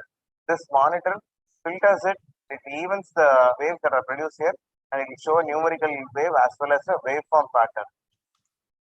Part of all that, the pressure monitoring system is this transducer. This transducer becomes the interface between the mechanical energy which comes from the patient, which is converted into an electrical signal and goes to the monitor, as we have already said. This interface consists of a patient end, atmospheric end, a flesh end, and you can see a black dot inside. This is the actual Wheatstone bridge or a strain gauge, which converts the mechanical signal into an electrical signal. So I'll just show you how all these connection tabs work. So the first is the flush end. This is guarded by a flush valve. This is a rubber valve which is tightly sealed. I use a saline which will not fill here. See, even if you press, it will not fill. Now, when I just pull this, it will come out. So this is a very tightly sealing valve, which will not allow the high pressure flush to come inside it or have its effect on the transducer. So the other two are, one is the patient end. This is always in a male end. This is the male end of the tap which has a screw. You will have to put the arterial line and connect the female end of that connection tube into the male end. The female end is called the atmospheric end, and it is guarded by a three-way stopcock. Wherever the three-way stopcock points, that it is closed now. So this is the transducer is actually open to the atmosphere now. This is the connecting used to connect the patient and the transducer. These tubes are usually and compare see this. This is the material difference. It's a soft material, very complex, very big, and the diameter is very small, whereas the diameter is very big. Only this type of tubes should be conduct all this pressure waves to the transducer. It's commonly called as alien and not. And in this tubing, you can see that there is one alien and an alien.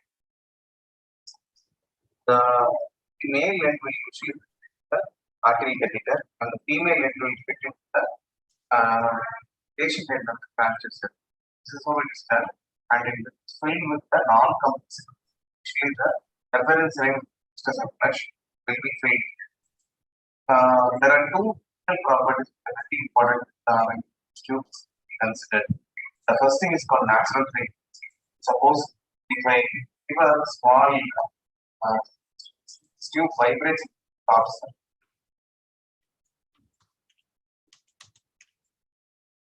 The frequency of this oscillation is called its natural frequency. Usually, it's designed so that the natural frequency felt by 20 hertz. Main reason is that the vascular system has a frequency of 1 hertz. Any soft tube or is very long. When match this frequency, then when conducting this pressure waves, these tubes would start to resonate. I tell it again. See, if our vascular system has a frequency of 1.7, if this tube matches this frequency, this will resonate and will start producing something called ringing. Ringing means the natural pressure waves you see, these waves overlapping, that is called underlapping.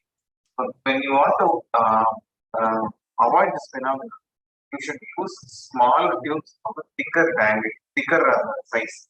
Only then this wave will be conducted without loss of energy. The first step in setting up this transducer is take a normal saline, a plastic bag or a bottle, add 5,000 units of heparin to it. So this heparin will keep this artery line system clot free.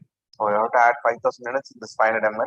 The next important step what you have to do is completely de-air the system, because we are going to pressurize this saline and this tubing, and this pressure will be transmitted into the transducer and to the patient. So any small error will cause a lot of air to enter into the artery, radial artery or whatever artery it is. So what you have to do is invert this, open the system and remove all the air. You can see all the air is coming out.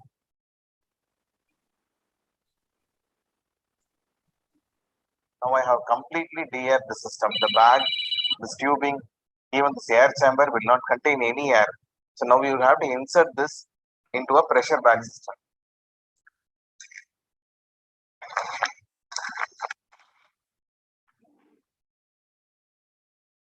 I have inserted this, hang it on a stand, and you have to inflate the pressure to 300 millimeters of mercury. So when you this should at least be a little bit higher than the arterial pressure. So what we do is, here also it contains the stopcock. Turn it towards here. You can see here there is a pressure monitoring system here. Slowly it's rising.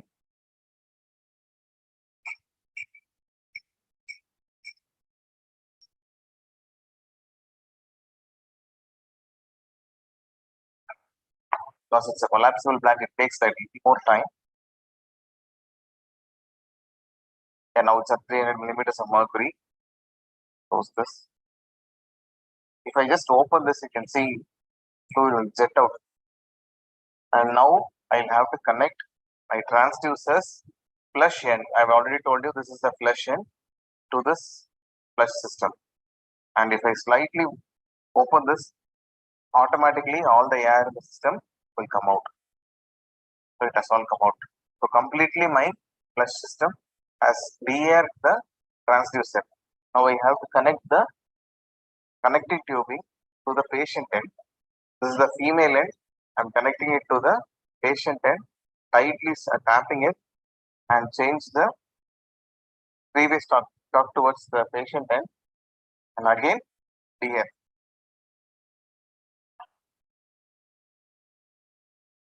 So you can see it has come up. There is no air from the pressure back system, the transducer, and to the connecting system.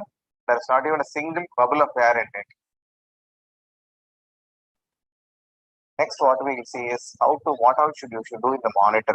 So this monitor has two channels for recording invasive blood pressure. The first channel I have labeled it as arterial line. So what you should do is you check where the label goes. Suppose you want something else, you can also record a pulmonary pressure, CVP, right atrial pressure or left atrial, whatever you want. You have to change the label so that the scale is proper. And from here, you have to go to the settings and set the scale.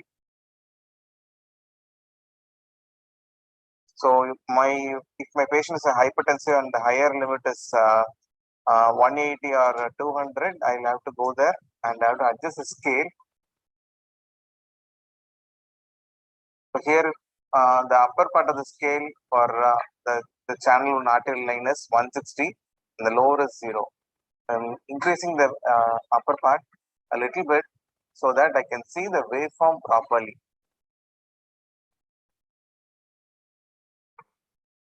And the lower limit is 40. So any scale you can set from 0 to 300, or if it is a CVP, even if you can even set it to negative values also. Proper adjustment of the scale will show you the waveform clearly. Next, we will see how to zero this monitor. So to zero this monitor, what I will have to do is, I will have to turn the stopcock and close the patient end. So now I have turned the stopcock and close the patient end, and now transducer is open to the atmosphere. The flush is also closed. So first to de-air this whole system by pulling the flush. You can see the saline is coming out and all the air bubbles in the transducer system is gone out, and now this transducer is directly exposed to the atmosphere. And now go to the monitor.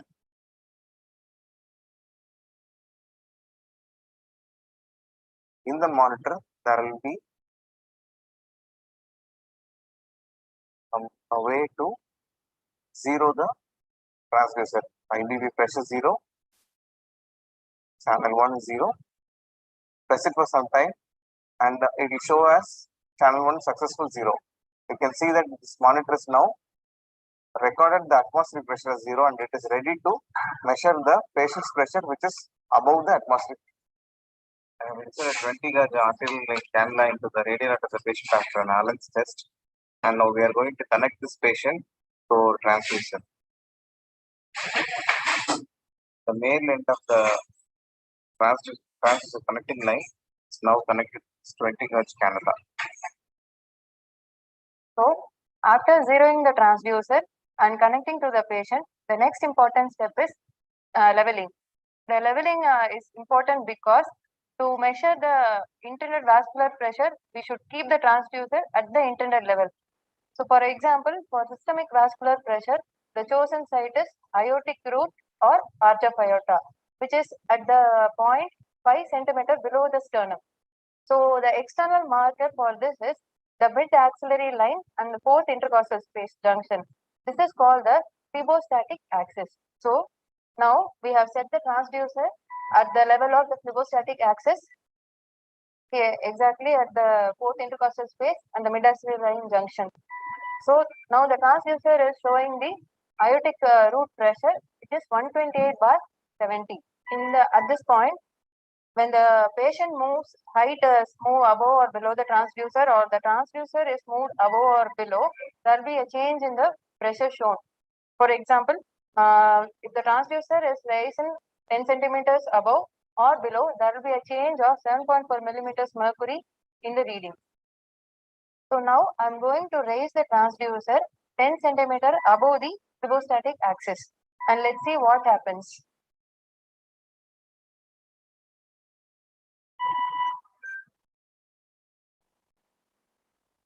So now in the reading, the systolic pressure has dropped from 127 to around 115. So now even if we move the hand arterial line, there will be no change in the BP, but the change in height of the patient or the transducer will produce a change in the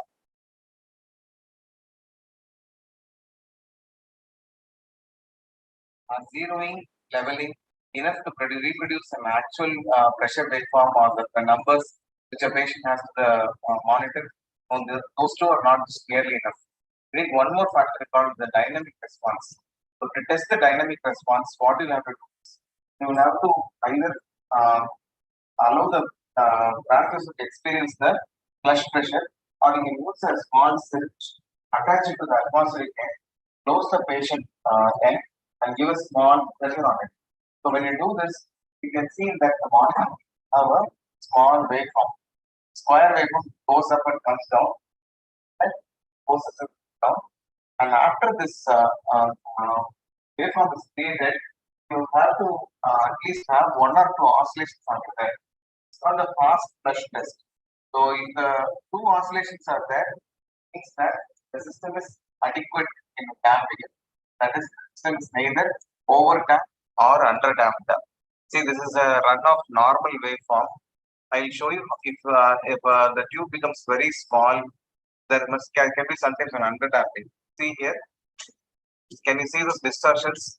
So these are under damped waves. All the echoes, small vibrations in the vascular system, everything will be shown in this.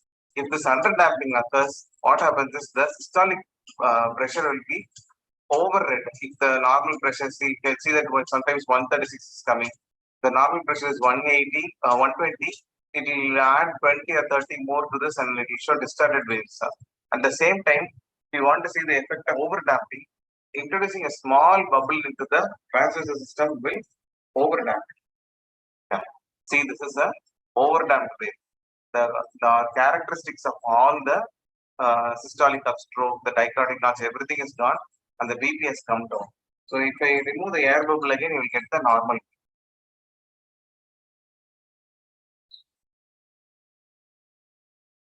So this is the normal wave. So to test this dynamic response, you have to do the fast flush test. And in fast flush test, after the square waveform, only two oscillations should be there. If it is not that there are more oscillations, you will have a underdamped system. If there are no oscillations, you will have a overdamped system, and the waves will become characteristic. So in addition to zeroing and leveling, you should check the dynamic response of the system also.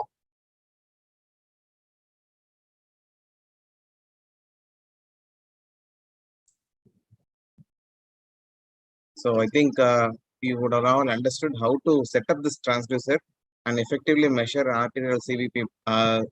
One thing I have to add is the phlebostatic axis acts as the reference point both for arterial pressure as well as the venous pressure, because the right atrial level is at this level only. So we can set the transducer stand at that point and accurately measure the arterial as well as the venous pressure.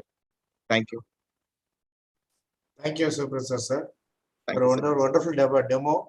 I think we have to take the theory part also for this arterial intra-arterial measure, but in our future classes. Thank you, Assam sir. Thank you, sir. Thank you, sir. Thank you, sir. Thank you. Thank you, sir. So with that, we will come to the end of this our edition. So we will meet next week. Next week program will be only 1 hour because of the Tamil Nadu ISA program. We cut short the program to 10 to 11. And after that, our program will be 2 hours. Thank you for all the participants. Thank you, Nanda. Thank you, sir. Thank you, Evan Logics Shilpa. Thank you. We will wind up. Thank you. Thank you, Shilpa.